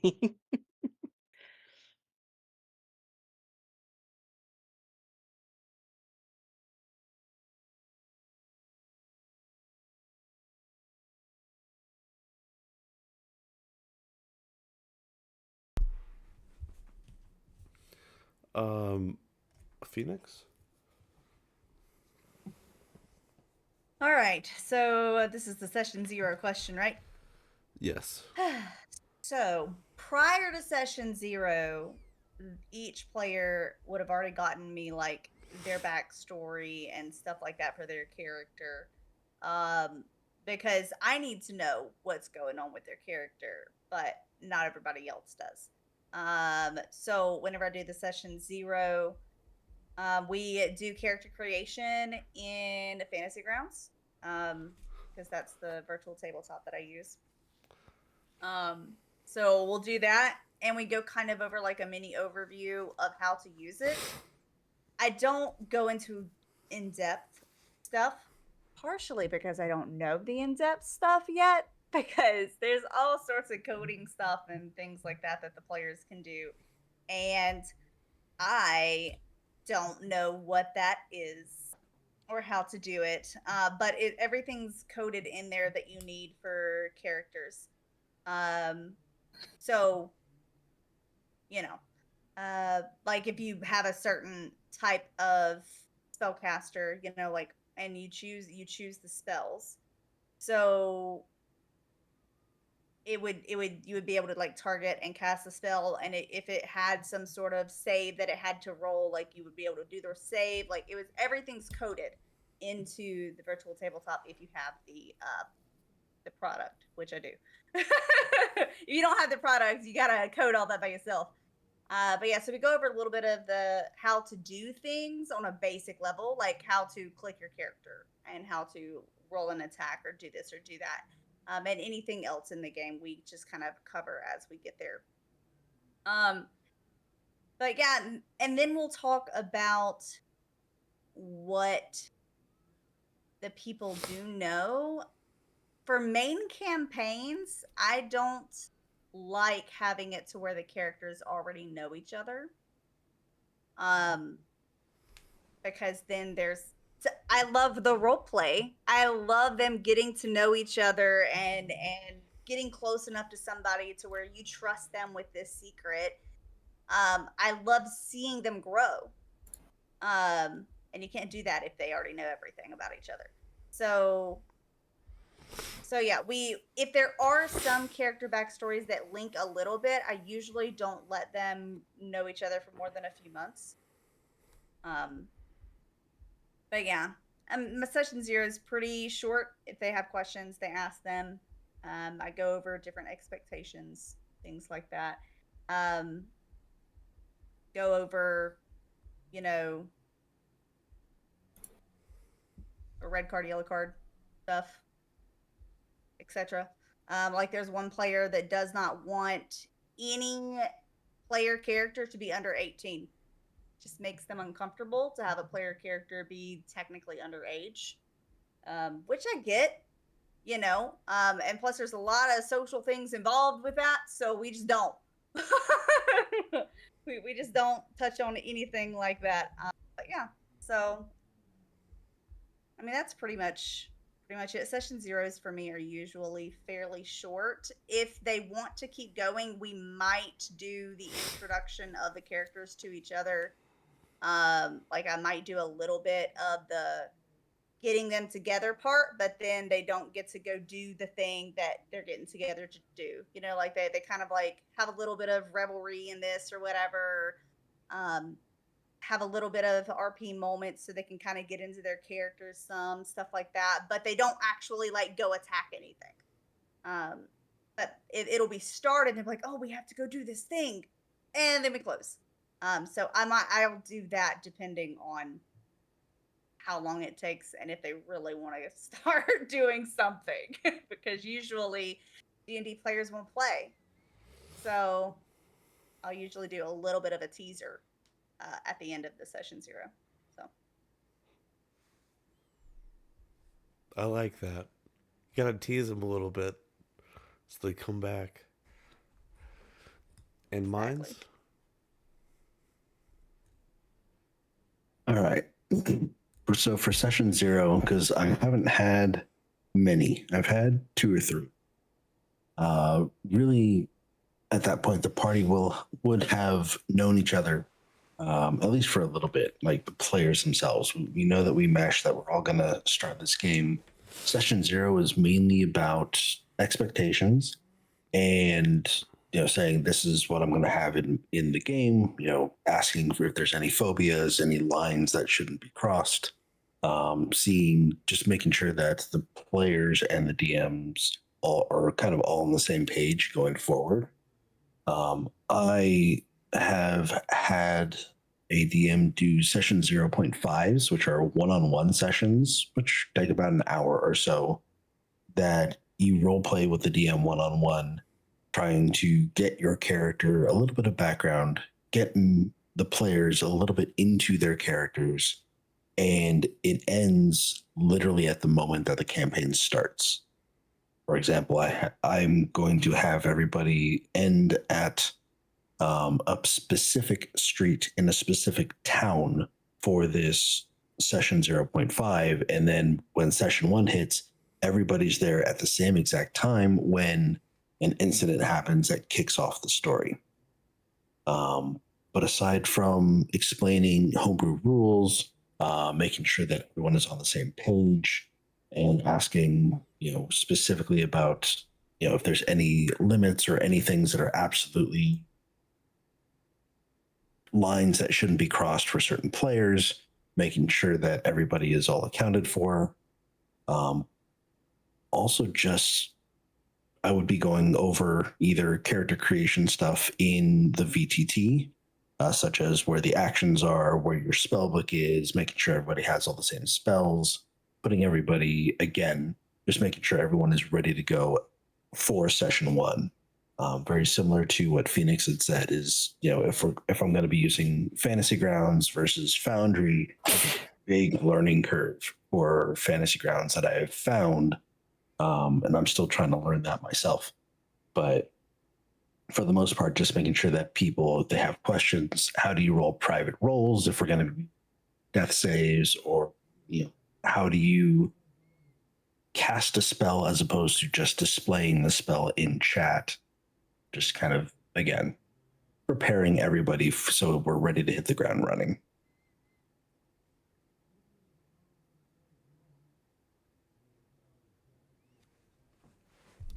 That's smart.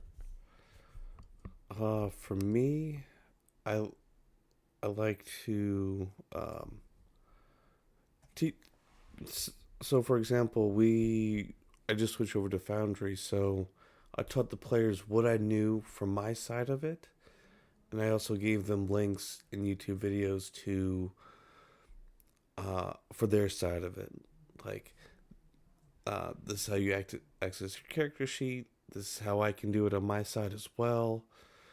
And then over time, like in mine's group, there was already 2 players that knew Foundry, like way better than I do.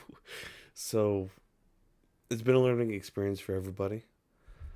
But mainly I like to pretty much treat session 0 like a session 1. And end it in a frozen moment that pushes a story and waits for anticipation for the actual session 1. I'll hint things in there and foreshadow for future events so they can start nonchalantly picking up puzzle pieces. But my games are cryptic as fuck like that. But anyways, on to the next question that our great friend Ghost asked, says, what types of things do you give your party as homework to prepare that comes out in gameplay that might help contribute shaping the story?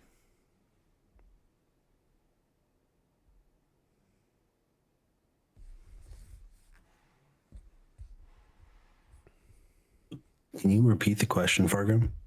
Yeah, no problem. So the question is,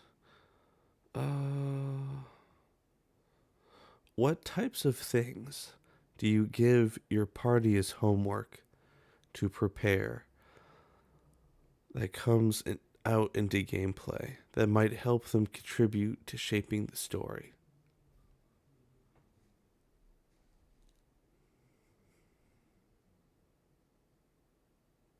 I will copy and paste it and throw it in Discord as well, just so you can read it at your leisure.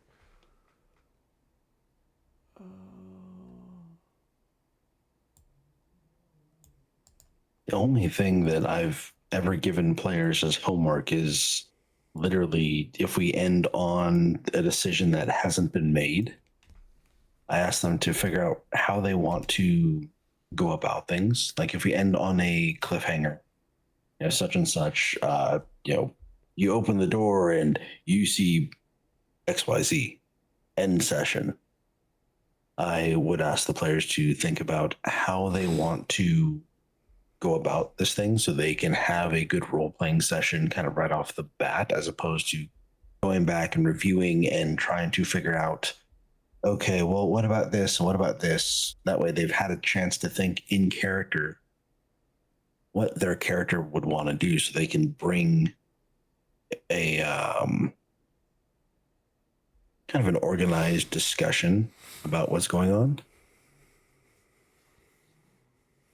That way there's no kind of lull and, trying to get people back into character come the next week.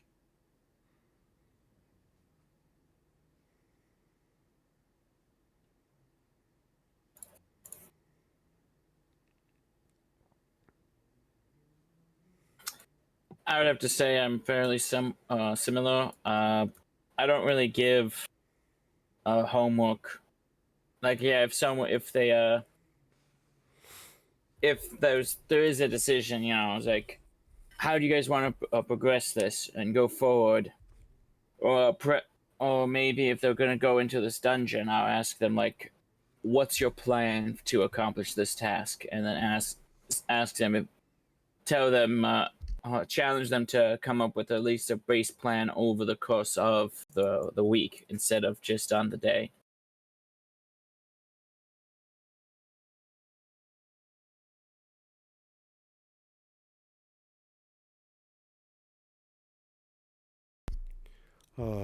Roddy?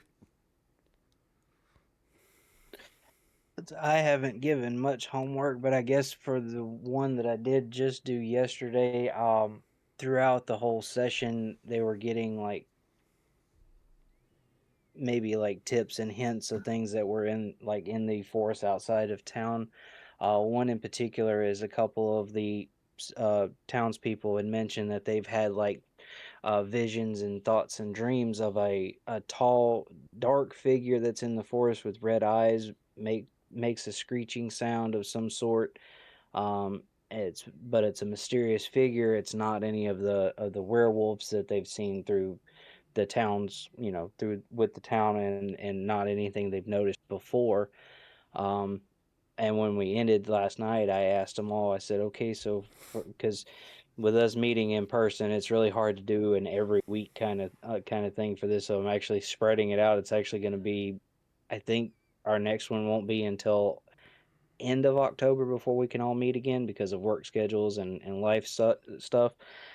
I said, so I want you guys to tell me, what do you think is in the forest?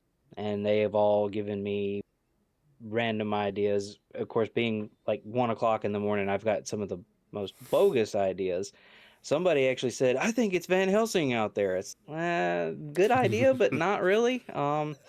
What do you guys all think? And they've all like spouted off what they think it is. And I said, well, also think, who do you think is causing the issue in town of with the pack being broken, or do you have an idea?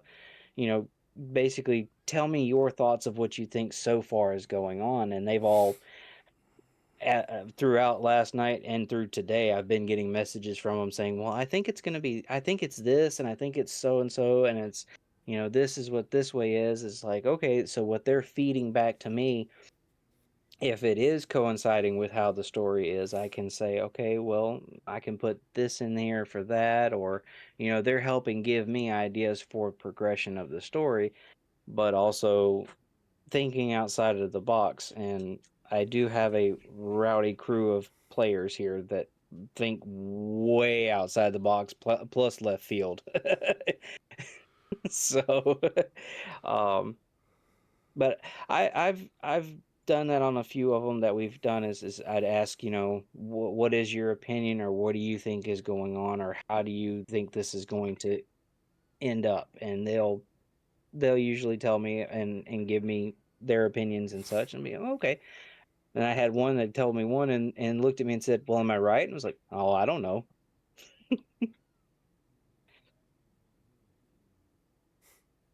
But it does help out to ask your players questions and have their feedback on what they believe and what they think is going to be going on through the whole story or session. Player feedback is essential. Phoenix? Yes. Out of all of the games that I have DM'd in the past, I have never given homework, but being a part of somebody's Daggerheart campaign where they give homework that he just typed in some homework for me to do um in our chat. I'm not crying, it's fine. That's just allergies. Anyways. So but yeah, so hello raiders. Welcome in. But yeah, so I think I want to. I'm not sure exactly how I want to do it though. There are some cool aspects that Ghost has done, but I think I want to tweak them. But I definitely want to look into it. Getting player feedback, just like y'all were saying, is very important. And I do always ask my players, not after every session, but probably after every 2 or 3 sessions, stuff like that. Especially whenever all like that one game where everyone wanted to RP. Oh my gosh, they spent 3 sessions of like 3 to 5 hours getting to know townsfolk in a town. And I'm just like, do y'all want me to just randomly throw in combat so you have something to do? They're like, no, it's fine. Don't like change the game.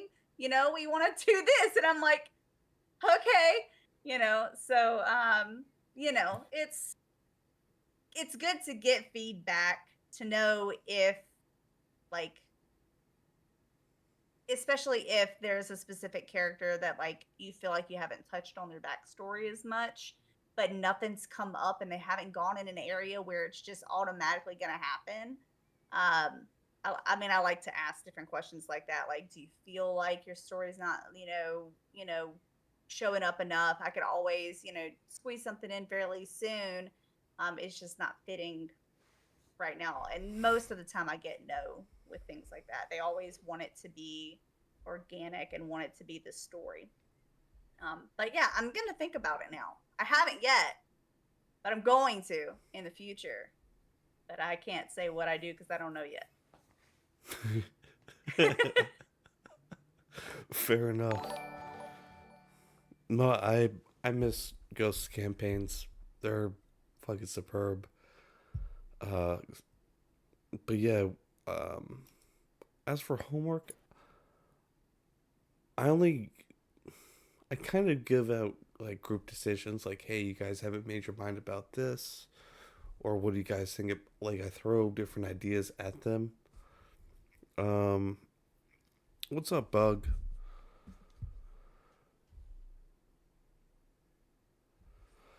But yeah, on on to Teacup's question. What is your pet peeve as a DM? We'll start with Magelord.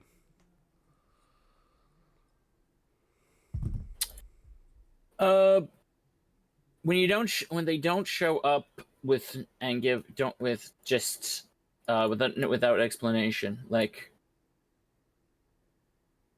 they said they were going to be there, and without any other notification, they just don't show up. Like I plan I planned for a certain number of players to be there. You said you were going to be there. You know, nothing. You said nothing, and all the other time, and all the time since, and then you're not there. So like, it's one thing, it's like you say, "Oh yeah, I can't make it," because stuff does come up. But when you say nothing, especially when I later find out it's stuff that they knew days in advance, and so they easily could have given me warning and that they weren't going to come, but then didn't. I think that's really disrespectful, and it's my personal pet peeve.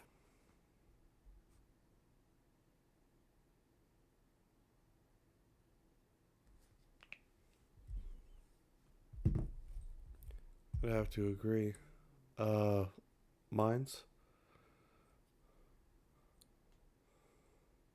I'd have to say, kind of the only pet peeve that I've come across um, is actually two different things.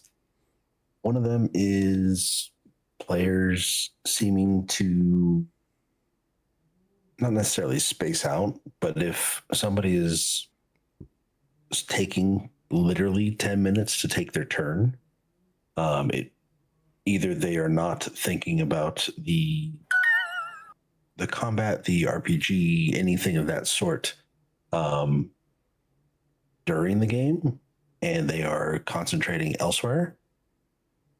That's definitely one of them. And it either means that I'm not doing my job as a good DM to keep them interested, or if everyone else seems to be interested, it may be something on the part of the player.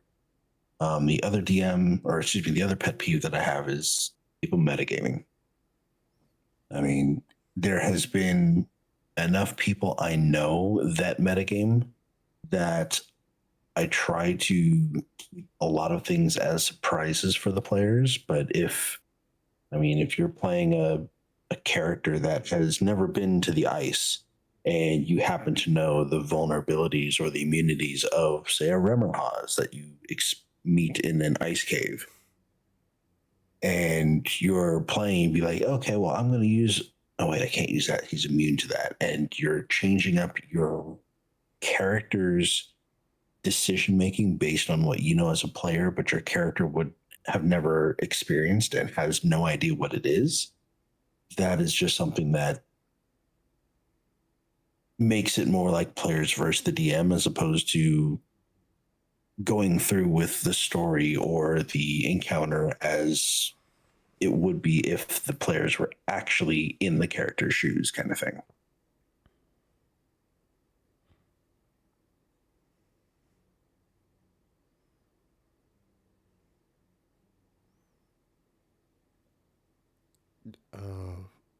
Roddy? Caught me drinking water. Sorry. um, for my group, I can honestly say I don't really have a pet peeve. I mean, we're the group that we're a part of. We've all been friends for many years, and so we know each other really well. And they're all very well. Well, not all. There's the few of the player characters are versed in D&D. Two of them that are playing with us are have just started getting into D&D, so they ask questions and stuff like that. I think mostly for what mine is not really a pet peeve, which it's not a pet peeve, but because I'm doing this with the streaming and everything, playing it on live, it's kind of hard to not really hard to get them all to be on the same page, like keep their focus and everything like that. I know it's some of them it's kind of hard for that, but one is trying to get it to where everybody just talks one at a time. It's really hard to have this player over here telling me what they're wanting to do, and then the other three in the back here having a conversation by themselves, and I'm picking that up because I have the audio in my ear to make sure everything's sounding right, and I'm trying to listen to what this person is saying, but I'm catching their conversation just off the side, and it's because of how long we go for. It's kind of it's they're slipping out of the D&D role play and listening to what the other person's asking or saying, and I try to make sure I'm not a strict DM. I don't go, hey, everybody stop talking, listen. It's more or less, okay, if you guys miss that, then you're missing a key point of what this player is asking the NPC or what's happening or what's going on. But there again, I keep in the mindset of this for us is just friends have together having a good time and creating a story together. But yeah, it's you gotta be in the mindset of that, okay, you guys got to make sure you're catching key points and everything like this, but we can have fun at the same time. Just kind of like keep it together, stay into that role play set as best as you can, but still have a good time. But I mean, other than that, in all honesty, I have not had a real big pet peeve occur for me yet. We'll put the yet it there. With this group of folks, there is no telling what they'll do. There's always time. Yeah. And Phoenix? I kind of have two that are bad for me. One of them is a piece of what Minds had said, where you get out of character. Metagaming is a part of that, but there's a lot to it. If your character would not sit there and go do this thing, then don't. Like if your character wouldn't be the one to do this or to do that, but like you know something about that thing, or like whatever it is. Like I have a character where my main attack, if I have a creature within melee, because I'm a warlock, I do something that requires them to roll for a saving throw. I can't remember the name of it right now because my brain isn't working. It's the obvious like celestial kind of thing. But anyways, so I do something that has that saving throw on it. And if they're in range, I do Eldritch Blast. Like it depends on what's going on. Because I don't like being at disadvantage. So I don't let myself be at disadvantage. And people were like, "Oh, well, if you do this, then you can do that." I'm like, "But my character wouldn't do that, though. Like, my character wouldn't, so I'm not going to." So I guess that would giving players advice on how to play their characters, I also don't like. So pet peeve number 2 would be where they want to kill literally everything in sight. I quelled that in a party once by having a boar come up on their camp, not aggressively, just kind of like looking for berries in a nearby bush. And then they're like, "We'll attack it," and they killed it. And then I was like, they were gonna like get some meat from it. I was like, "Oh, you noticed that the boar is pregnant?" And it was, there's some berries that it was eating. So they like birthed the boar and like had a pet, and, like raised the boar and all this kind of stuff. And I was like, and after that, they didn't just kill random things just because. It was great. It was glorious. But I don't like whenever they just kill things for no reason. Like, oh, there's people having an argument. That one looks like they're the one that's the aggressor. I'm gonna kill them. What? But why? So I like to quell that a little bit sometimes. And I throw in baby animals to do it. Could be worse. You have them killing everything. You could have one that eats everything in sight. I don't really know what you mean by that, Roddy. It's one of our characters, the one I spoke of earlier, Thud. He will actually ask me at everything that he sees, "Can I eat it? Is it edible? Can I eat it?" Yeah. Can I eat it? Can I lick it? Yeah. Yep.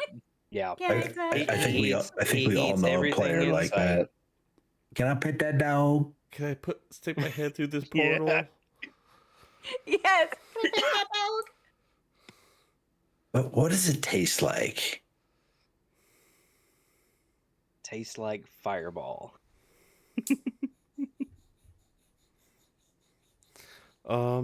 I guess my biggest pet peeve is when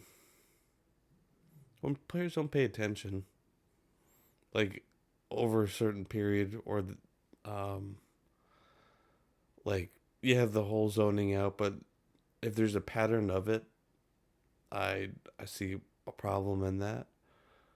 I know I get distracted a lot. Like it's hard for me to sit down for as many hours as it takes. Believe you me, but that and I had a player who we kicked out.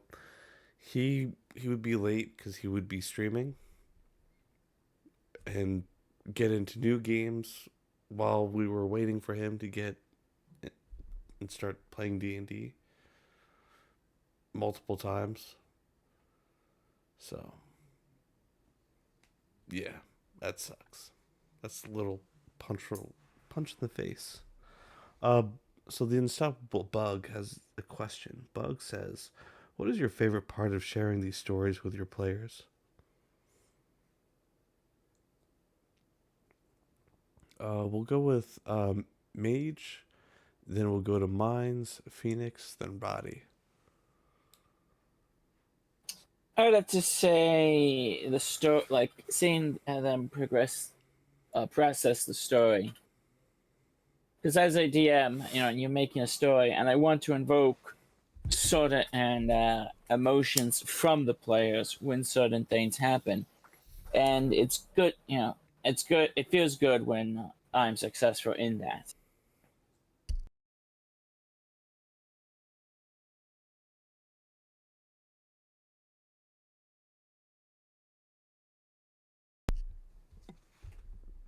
Yeah, that's a very fulfilling aspect of the game. Definitely. Mm-hmm. Phoenix? Okay, so my favorite part is making them cry.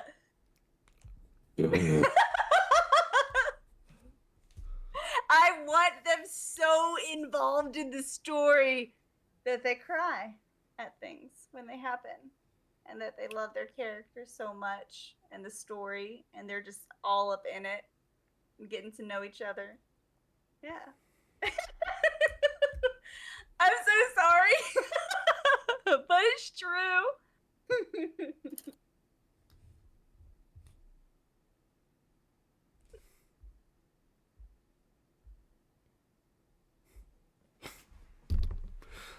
Oh, that takes me back to solid 10. Uh, I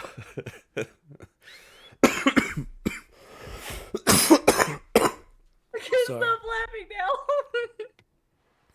now. Mines? It's definitely the memories that are made. Both like what Phoenix was saying, if you can make your players cry, whether for good things or for bad things, it's a memorable experience.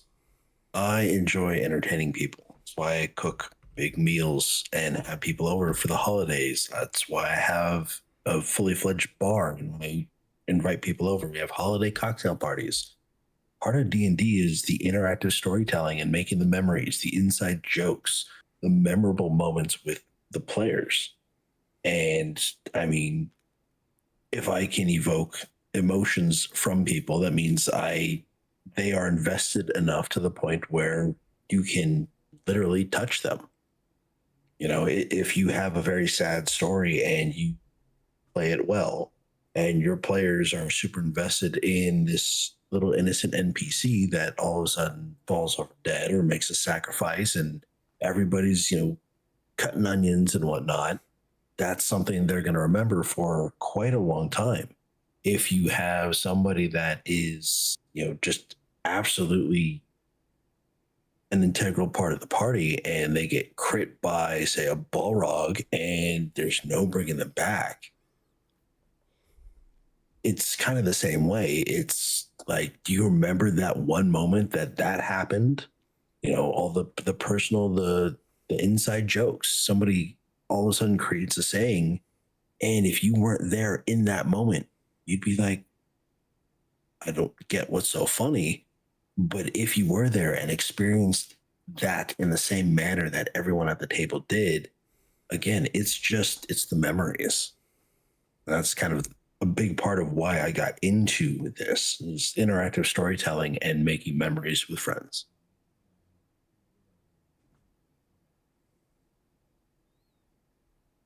Yeah. Roddy? Same as mine is making memories. I also do entertain when we do our get-togethers. I cook for my friends. For example, when we had our session yesterday, I spent all of Friday night while watching Daggerheart, cooking through the night, and just making a meal for everybody for a get together. We do it as a gathering get together with friends and have a good time. But I think like it was said is sharing and give presenting this story and everybody just being enveloped in it and entertained by it. You definitely don't want to be doing from what I understand, you don't want to be doing a D&D session where everybody's bored. If they're bored and they're not having a good time, then it's slow, sluggish, and nobody's really having any fun. They're not going to want to come back. But if you get it to where you've got all of your players, like for how I have my setup, I actually can't, when I sit down at where I'm sitting in front of my computer and everything for it to work the maps and everything, I can't see everybody. Height problem, I'm short, I can't help that. But I can look on the screen and I see everybody's faces through the camera's back off of the stream. And then when I'm speaking and we're having the interactions, and you can just see everybody just sitting there looking like interested and enveloped in what's going on. That's a great feeling that lets me as a DM know that they're entertained by it, they're interested in what's being said, what's being done, and what's going on. And I think the best part about it is at the end of it, when you say end the session for the evening and you have everybody look and say, when's the next one? We're ready to continue. When are we gonna go again? We need to start scheduling so we know when we can all get back together again. That tells me that they're enjoying what's going on, but also having a good time at the same time. Because, like I said, this is a bit of a rowdy group. You guys seen Solid 10. This is Solid 10 plus 12. So they're fun. It's a lot of fun with them. I love hearing everybody's responses and reactions and how they act to things in the world and characters and such. Definitely when you throw them a curveball and kind of like hear two players go, okay, dibs on that one because I like them, and you're like, okay, that's interesting. But it's a great feeling to know that everybody's having a good time being together, but also enjoying the story, and makes it even better when they come up and say, we're ready for the next one, let's continue.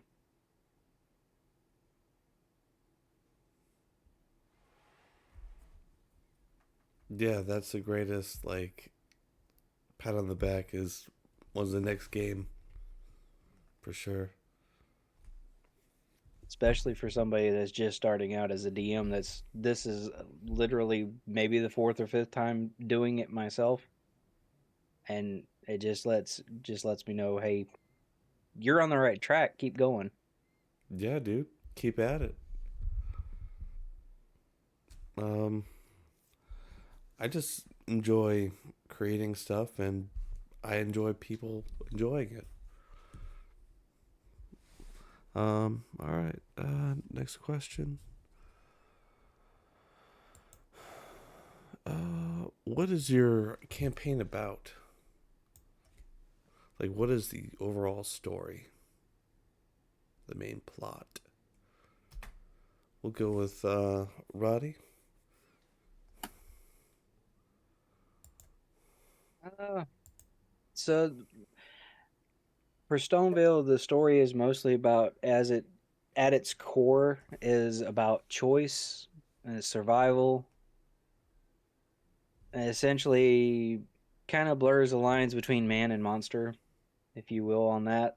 Just mostly it's well, like I said earlier, it's based around a who done it and why. And that's what the players are to work towards, is to find out why what's happening is happening. But it's a lot of investigation, a lot of clues, lores, research and study, but at the same time, getting into bar fights with your friends is throws it in there just for kicks and giggles.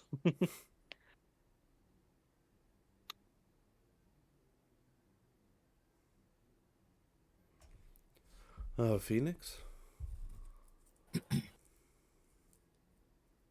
You're muted. You're muted, dearie. Hi guys, I'm unmuted now. Okay, so it's a very complicated question because it depends on which one you're talking about. Because I am currently looking for players to join my other players in the main campaign. So I have three different stories going on, basically, they all have different purposes. So I'm running one shots to find players that fit the vibe. right, with my other players that I already have. And those one shots are kind of like I give them an option of a few different things and they go do it. But depending on what they do and don't do, it's going to either negatively or positively affect the world that the main campaign is going to be in. I even have one set that it's going to be so bad for me, where they get to play evil characters, um, like, and they get to go kill a good dragon, and they kind of get to choose like which one they want to kill. And if they kill the one that represents hope, then hope is going to be drained from that area. So it's going to affect the world that my players are playing in. So that's the initial one shots that are for the main campaign. When I get to the main campaign eventually, it's just classic fantasy world. And I like to start with, what do you want to do? And they do what they want to do. And we just we move along, and there's stuff happening, and they'll have opportunities to see things that are happening. And if they choose to take that route, then they do. I'm really hoping that they don't decide to settle in a town and make like a general store and stuff like that, because that would be really boring to watch. So hoping they don't do that. But yeah, and then I also have a backup campaign that's literally them creating this utopia type. Well, there's an NPC that wants to create like a utopia on another continent. And what I mean by backup campaign is if I ever have 2 or more characters not there, we'll just play on the other continent, and that's based 500 years in the past. But yeah, so, and that one's all about making this utopia happen and all the different stages that it happens at, for that. So I have a few different ones, like that's kind of all of them, but my main campaign is just open. There's going to be all sorts of stuff they can do. It's their world, their journey. So whatever they make it.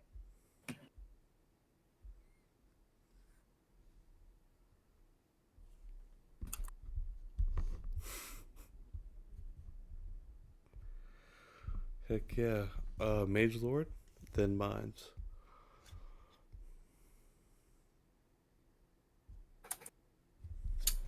So my story, it's Bradley, the alien invasion, but they were just how it all started is that the aliens were just they were doing a patrol, and suddenly they get hit with this energy field that they've never seen before, and now they're stuck here. Their FTO engines don't work, and they can't communicate with anyone. So they reach the conclusion that in order to sustain their ships and all of their equipment, they need resources and an industrial base. And the only way to actually build that, because the planet is too underdeveloped, is to physically go down there and take it over. So the aliens are coming down and doing various things, such as trying to form treaties with some, doing hostile positioning with others, and playing the various powers off of each other while they build up both power and local support to take over and enact more hostile, more direct action, because they don't have much. They have advanced technology, but they don't have much manpower. So they try to conserve it by conducting ploys in which other local powers fight for them. And the players are going around foiling their attempts, destroying their industrial facilities they try to set up, and we're also trying to avoid the influence of various other avoid their influence gaining, keep them from gaining influence over the various powers of their world.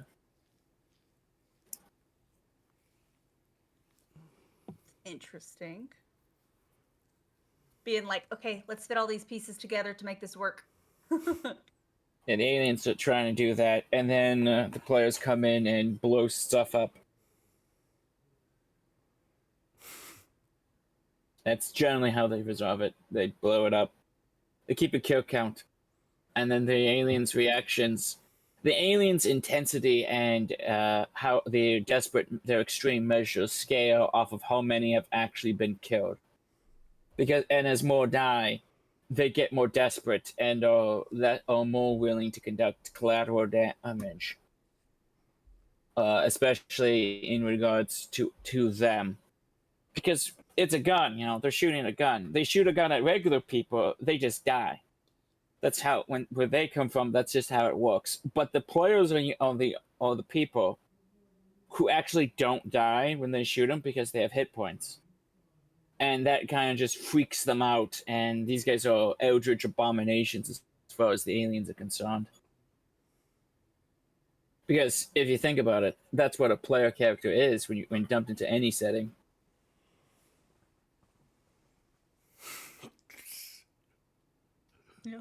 They shouldn't be the way they are. What in the goddamn is wrong with these people?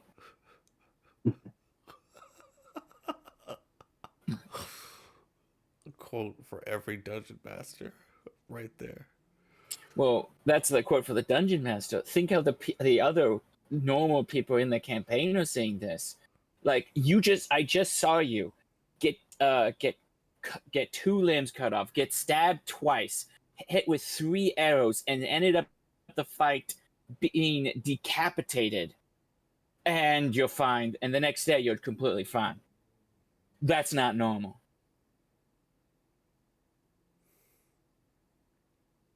So I put that in. The aliens are kind of not being familiar with magic themselves. That's how they kind of view it.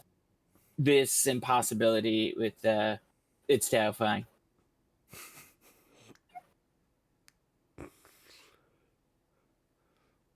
That's a cool way to think about it.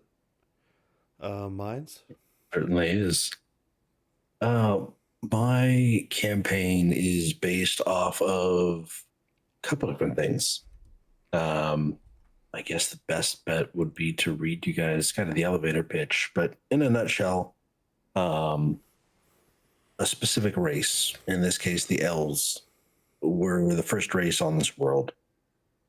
And there's something, they helped set up architecture, trading routes, bartering, common language, basically, or civilization throughout the world, as other races and species have kind of banded together and started forming villages and settlements. The elves were heralded as kind of the bringers of information. The world then found a materialistic item, which in this case is something that I call Vromacite, which is also known as fire diamonds. It's a dull gray stone with orange flecks that kind of make it seem like it's on fire. And that became all the rage. Information and culture have kind of been pushed to the, onto the back burner. And the elves were originally seen as, some elves were kind of holier than thou, super pious, like I am better than you because my race is the original race. There's a lot of discrimination against the elves, and now there happens to be a phenomenon that is affecting elves and killing them before they reach adulthood. The party is tasked with trying to help the elves, which have all been rounded up in cattle cars and carriages and jails and moved to one of the capital cities, which is very isolated from the rest of the world. And under penalty of death, they are not to leave that city until they can figure out what is wrong with it.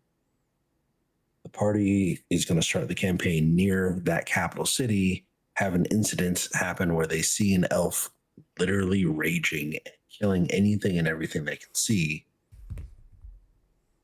They are forced to go to the capital that is holding the elves, and they meet the quest giver, who is the leader of the elves, trying to say, help, we need your help gathering reagents and helping us figure out what's wrong with it.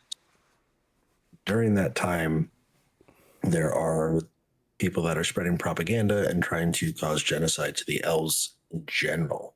Not just for this, but they're using this to further their agenda of the Titans, the elemental avatars of the world, trying to get a leg up on each other, trying to cause all sorts of elemental damage. If the avatar of water passes away, there's going to be wildfires, droughts, much hotter weather, heat waves, etc., causing all sorts of chaos throughout the planet as that the one or two avatars gain more power with their enemy being defeated until their enemy is reincarnated or reborn a couple days, a couple weeks later.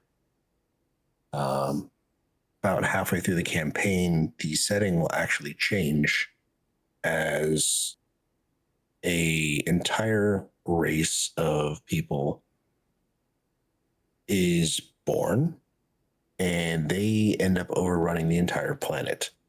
Some of these, exactly 6 of the capital cities, raise themselves into the sky, and now it's not only is it high fantasy, but you also have sky pirates, airship merchants, and resource wars, because there's only a limited amount of resources when you have a giant block of land floating in the sky.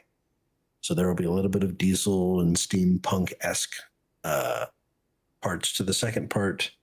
But the first half of the campaign is really about towing the line of morality between, doing the right thing for the right reason or doing the wrong thing for the right reason, and trying to deal with not only your own moral compass, but dealing with other people's discriminations and indiscretions, and trying to figure out what is correct, what is right, and fighting for, picking a cause, standing up for what you believe in, and trying to make the world a better place.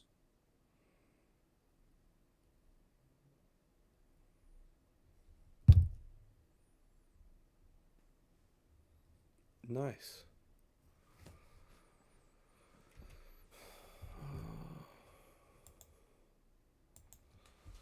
All right, next question is, how much improv do you do?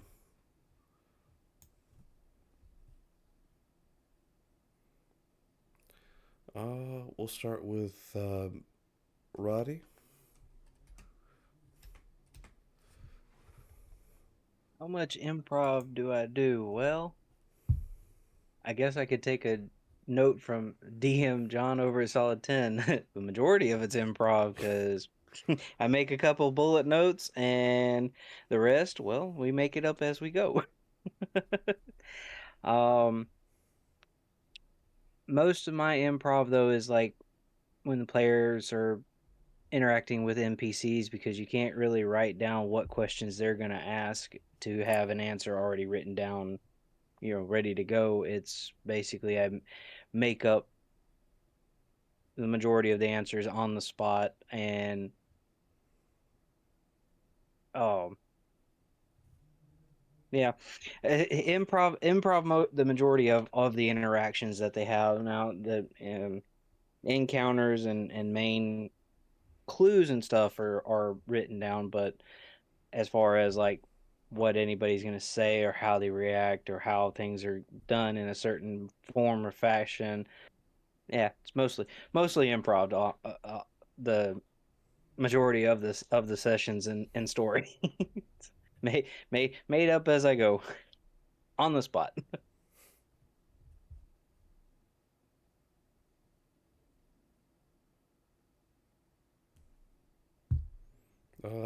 Mage. Yeah, similar vein. Yeah, you gotta. I used to like try to plan out everything, and then the players just decided to kill people instead of talking to them, and that's when I realized I went to like a hybrid system. Like I'll plan out the story, the major beats, but and like I'll plan it out, but in the end I have to be ready to jump up with a bunch of stuff. So I kind of just like fear and ammunition. Like, okay, they're gonna do this. Or I have a pile over here of stuff I can pull out that I've prepared, so it's not entirely just made up on the spot. That's always good to have a little sideboard of encounters or random stuff. Mines, and then we'll finish with Phoenix. Okay, can you repeat the question one more time? Uh, I got so caught up in the answers that I lost track of what was actually being asked. how much improv do you do? How much improv? Mm-hmm. I mean, I over prepare and then I improv when I have to. Um, as I said, I've been doing kind of a starter module, which is basically your players go here, they do this. I've been playing with a lot of newer players, so they haven't really been too creative when going off the rails. Um, However, I do plan for a lot of stuff so that when I do have to improv, I'm using the lore to make it much easier on myself. You know, if somebody's going into a city and they say, "Oh, I want to go to this magic shop," you know, I have a shop in each of the towns, so I could say, "Yeah, you go here. Here's the name. Here's the shopkeeper." Because I've spent the 5 minutes, whatever it is, creating that. And then I have a couple items that they may need to buy or may want, you know, the couple items that they have on special. And if they're asking for something in particular and they've gone past the limits of what I could potentially prepare for, that's when I would just improv what I could when I could. But things like, you know, if somebody goes into a tavern and says, "Oh, I want to know everybody's name and everybody's background," like that is full improv. That's not something that I would spend my time doing, as most people don't find that interesting enough. But you can never tell with players, obviously.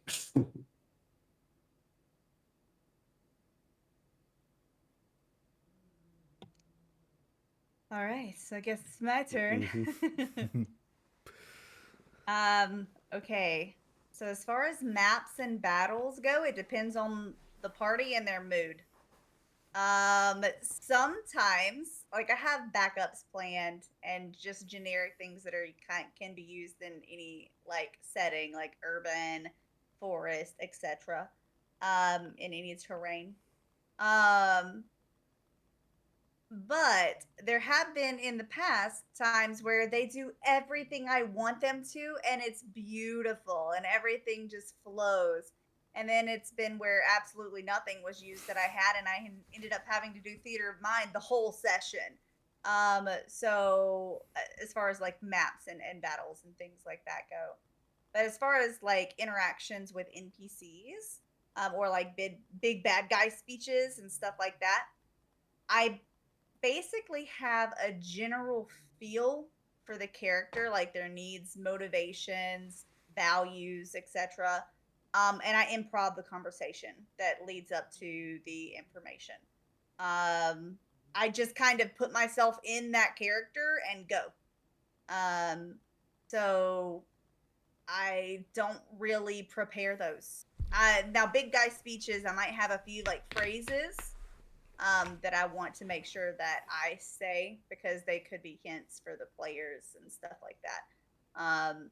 But most of it's just improv.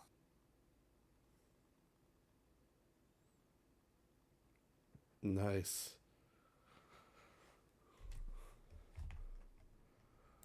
All right.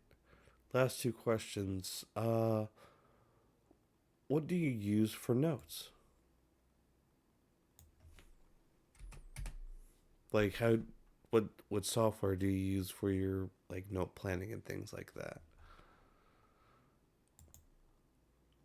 We'll go with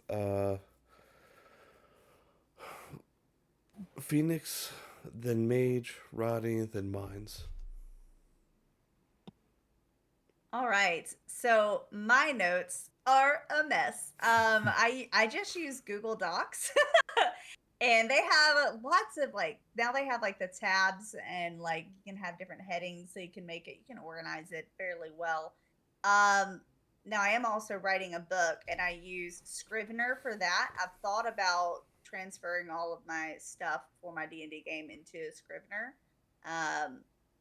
But most of mine are in Google Docs, and they're in like 14 different ones. So I really need to work on like condensing.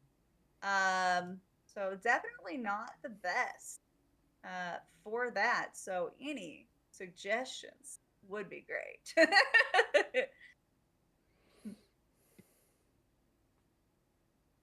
Well, I can highly recommend the program that I use. It is free. They do have a paid uh, option if you want to have it cloud hosted or hosted in the cloud so you can pull it down from any different device. When I started building my world, I was using Microsoft OneNote. I just really liked the fact that it was very simple. You can have tabs, you can have an outline form. So when you start writing the campaign, or if you have it like I've got to set up the world, and inside the world I've got spiritualism, I've got geography, I've got NPCs, I've got regions. Underneath the geography I have another subfolder for northern continent versus southern continent. On the northern continent I've got capital cities, I've got notable landmarks, I've got regions, I've got smaller settlements, and I've got points of interest. Well, underneath that, in Microsoft OneNote, you can only go 3 levels down. But the program that I was introduced to is called Obsidian Vaults. And I have used Obsidian Vaults probably for the past year. You can use all sorts of different extensions for it. I've got a CSS styles extension so that I can change it and I can write in JavaScript and HTML. You can create it, or you can basically create an entire like World Anvil site locally hosted, or you can upload it to their cloud. As far as I know, there's infinite levels that you can go deep if you want to really kind of get down to the granularity. I've also got an extension that allows me to make an interactive map. So I can zoom in, zoom out of the map. And if I click on any of my markers, it will take me directly to the entry for whatever that marker is on the map. And you can link from one page to the next. So if I say on my map, I want to click on capital city XYZ, I click on it, and inside there I've got the governor, and the governor is a link to the governor's page, who's one of the notable NPCs. I've got all my different things laid out. It's got horizontal rules. You have different formatting, just like if you're using like a Microsoft Word. You can make things heading 1, heading 2, heading 3, heading 4. You can have sub bullets. You can have bulleted lists. You can have indentions. You can have quotes, italicized, all sorts of stuff. And if you're trying to consolidate, or if you're trying to put everything into a single point, I'd highly recommend checking it out. Nice. Thank you. Of course. Mage. Yeah, I just use Google Docs too. I just write it down. Here's what important details, what the players have done. Then I'll go over it over the next week and organize it and figure out what I need to do and like how I'm going to implement the next one, what I'm going to do in the next one if anything has changed, and then make notes of the things I feel are important that need to last over from I need to keep track of.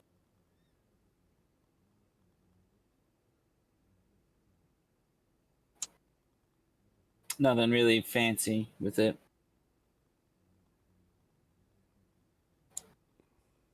Gotcha. And Roddy. So mostly for my notes, one of my players, who's was in chat a moment ago, is Bug. She actually takes notes during sessions and such, and I get them back from her. But I also use Microsoft Word to type most of my stuff out. I actually have heard about for Google Docs and have been interested in trying to use that. And don't bash me as a new DM for this one, but I've used Chat GPT for a few things, like right offhand. Like if they say meeting somebody and I don't have an NPC like name figured out, the solid 10, how dare you?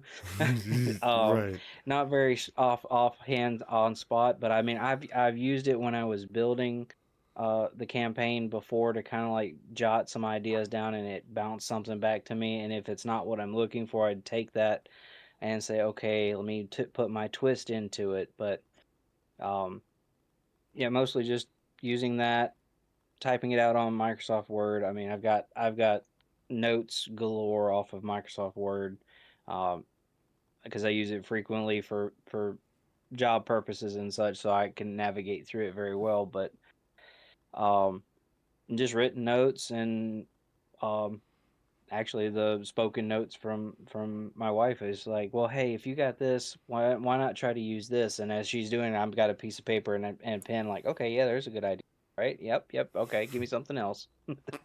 um I would like to try to start using Google Docs from what uh DM John on Solid 10 has mentioned, and I've heard you some of you use that it seems to be very helpful for a DM taking notes and keeping up with. That way you don't have 55 tabs of stuff you've typed out for 2 months, pulled up and trying to find what you're looking for in the middle of it.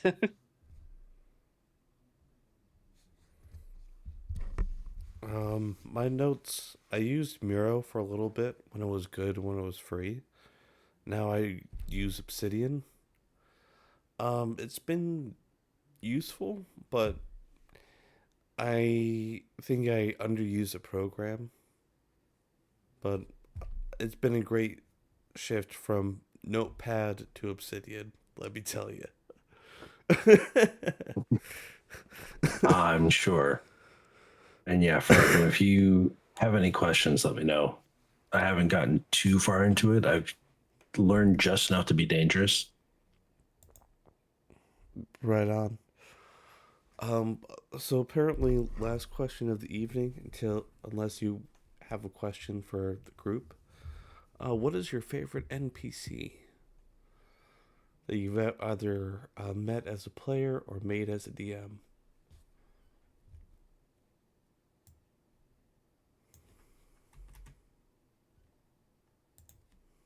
Well, if nobody wants to volunteer, I can definitely Yeah, definitely. go first for this. I have decided I wanted to make a cross between Blinken from Robin Hood Men in Tights and I forget what movie it is. It's an animated movie where this guy is locked up. He's a frail old man with a long beard, and he's hanging up in a cage. And towards the end of the movie or something, there's this big scuffle that happens. The cage falls down and breaks. And this guy kind of wakes up and goes, I'm free, and takes 2 steps and stumbles into a stockade, the stocks and pillory, and he gets locked in again. He has he's this weird eclectic old man that you could tell has really gotten a lot of he's got a lot of world experience. But my NPC is named Old Man Tim, and he has a very big and useful past, but for the most part he is a crazy hermit for everybody. He stumbles around with a sharpened spoon, kind of cutting at the air in front of him. He's always mumbling to himself, but he never responds or acknowledges anybody. He's off in his own world. If a player decides to stand directly in front of him, forcing his erratic, attacks and slashes to hit them, it's a pitiful amount of damage. I think it's like 1d3 minus 1, right? So if anything, he's not going to do any damage to anybody. If fought, he's got no health, pathetic AC, and drops no special loot. Even the spoon is nothing of interest.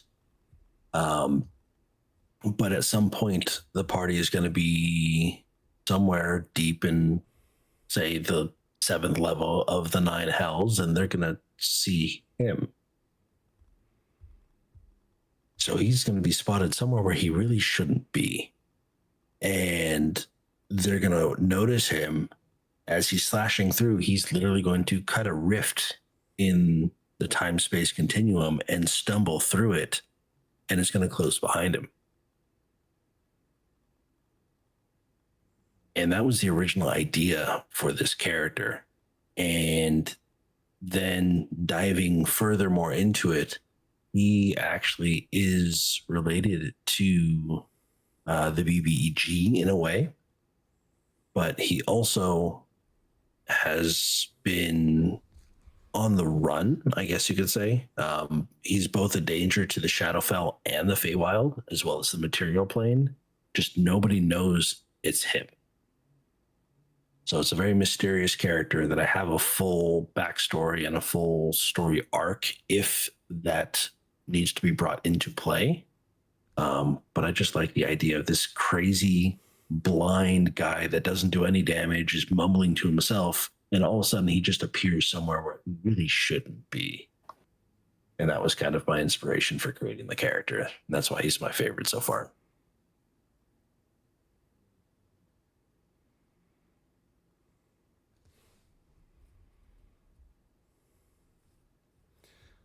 Mage? I think my favorite character I did as a DM was this Kenku merchant. It was meant to be just an offhand one that they encountered, and would. But I had to just kind of go like, you buy, say a good price, and like just do a high pitched marketing racket. I did this thing, experiment with this thing where I would tell the players that they felt that they should go over there if they failed a wisdom save. When they heard her marketing pitch, but if they didn't, they weren't actually forced to go. I would just tell them they felt they should go.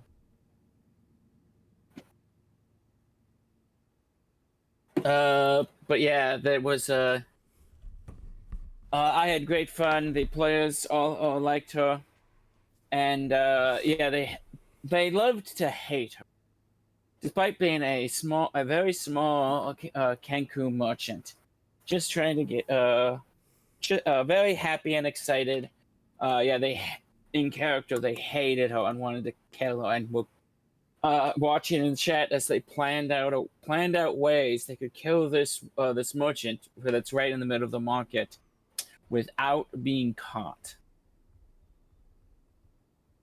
And they dedicated a lot of time to figuring that out. But I had a lot of fun role playing her.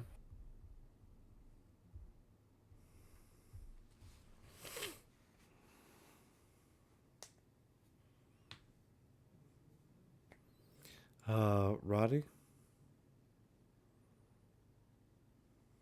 Favorite NPC? They've all been interesting that I've made so far through our one shot into the campaign, but I'd have to say I have a top two. One would be the one I spoke about earlier about the character that my wife made, the fire demon cat Ava. Is actually now, because she's not playing, is actually a NPC in the story that just travels with the group. But the way I play her for it is the Spitfire attitude who loves alcohol if you can find it. Uh, just it's no cares in the world, but just that it like she likes shiny things and drinks as much as possible, but has a fiery attitude about her, so to speak. Been been a lot of fun to bring that character to life, in hopes of how my wife wanted it to be played before she had backed out, which slowly but surely I'm sure I can talk her back into it. Hopefully. But I think my most favorite NPC character that I created would be for when I did the one shot for the Curse of Traskell would be Rosie. The backstory history on it is that she was a young child in the town of Traskell that passed from a unknown illness, and summing up the story of what it was is the mother was trying her best to do anything and all possible the child back through whatever magic or summons or anything that could be done. And then turns out that there was an ancient dragon that had been buried in the town that had the legendary sword buried in it, and some traveler through town had told the mother, well, if you use the emerald off of the sword, it'll bring her back. Whereas well, because the one shot is past, I can spoil this for 'em, but that it was actually when they used that, it brought the spirit of the dragon tied to it as well. And after the players fought the dragon at the end and vanquished it and removed the sword from the head, that the Rosie became a part of the group as well, to where she can help and guide them as best as possible. But um, just my reasoning for it to be the favorite is that was just something that I actually made mid one shot as during a session, as I was sitting there thinking of how can I make this a little more interesting to kind of drum it up and make it catch their attention. And when they first got into the castle, they were greeted by the main storyline Lady Traskell, but had the little girl following them around through the whole storyline, and had come out at the end that they assumed she was the BBEG, which she wasn't. She was forced to do it. And now that she's with them, they're caring for her and carrying her outside the walls that she's been trapped in for so long, and she's seeing other worlds and other life other than being tied to where she's been. And it's interesting to bring her up in the middle of something, and or the characters would be like, Rosie, we have a question for you, and I'd be like, oh, gotta make something up for her to say. What you got? But not very many NPCs that I've created that just like stand out, but those two I believe are my favorites so far.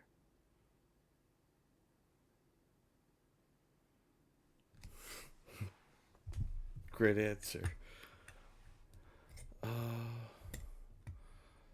so it's Phoenix and Mage that hasn't won yet, right? Yeah. Well, Uh, I know I haven't. all right, your turn, Phoenix. Okay. Okay. So my favorite NPC, and I was about to say, I hope Ghost isn't listening just in case he becomes a member of my main campaign group, if he wants to later. But he's totally in chat still. Um, but is a character that um so little backstory for the character. She is like the head honcho of this like third force that kind of governs the population. You know, they have like religion, they have law, stuff like that. I created this third um influence on society that's all women. And the top one, and there's a reason it's all women. Someone got on to me about it, but there's a reason. Okay. So the head honcho person, she is always moving from place to place, and behind her she leaves a land that flourishes more. She's kind of basically a deity that walks among people, but technically not a deity. But considering like just the aura of the power that emanates from her, she is. But basically, she just wanders the realm. If you encounter her, it's considered good luck for like a decade. Um, and she's always on the look to help people out and to basically find her successor. Because it's passed down through like fate guiding and stuff like that. But she's pretty awesome, and like just the whole system behind what she represents and everything. I don't want to give too much away because Ghost is in there, and it's kind of a cool thing that will be discovered. but basically, yeah, that's she's the head honcho of some extra force. The other members of it, like one represents like she's over the library, another one is over like the orphanage, etc. Like they kind of just represent different societal like things. Um they don't have any sway over anything that happens, like they don't make the rules, the laws, or anything like that. But yeah, so she's travels, leaving flourishing land behind her. Pretty great. Yeah, that's it. Nice. And Mage? Didn't I already answer? Oh, I'm sorry. I'm losing track. This is still the favorite character, right? NPC, Yes. Yeah. Yeah, that was the Kenku. Oh, yeah, yep. The Alright. Kenku merchant. Yeah, that all the players schemed Alright, so to everybody murder answered. and how they could get away with it. I guess I'm a little bit tired myself. So, I guess that I concludes. do need to get going though. Yeah, I was about to say that was the Alright. last question that was answered by everybody. Great having you all here. It's, I think, first time in history we completed one of these in one session. So high five, everybody. We did it. uh, yeah, thank you, chat, and we'll be raiding out. Mage, if you want to head out, you can. All right. See you guys. Yeah, Thanks. see ya. Have a good one, Mage. Nice Thanks. to meet you. Good to meet you. Thank you. You guys too. Bye. All right. Who is alive that is one of our friends? If no one is alive that is one of our friends, I sent you a message.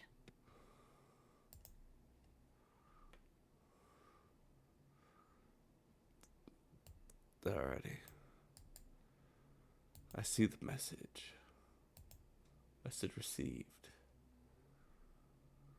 Nice. Sorry about eating, by the way, on stream, Oh, I you're have to fine. take a pill soon. So I was like, I need to eat.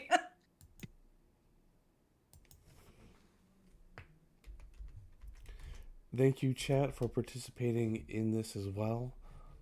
Without you, our games would just be, I don't know, not as good, in my opinion. I mean, I love our games, don't get me wrong, but my character. Oh, that's badass, Roddy. But, yeah, thank you for all of you for coming out. It means the world. Thanks for having us. Yeah. Thank you for having us on. That was a lot of fun. I'm glad you guys enjoyed it. It was a lot of fun for me. It's always cool to meet new faces. I know Phoenix and Roddy already know each other, but I ain't never seen her before. Who are you people? right? Uh-huh. Stranger danger.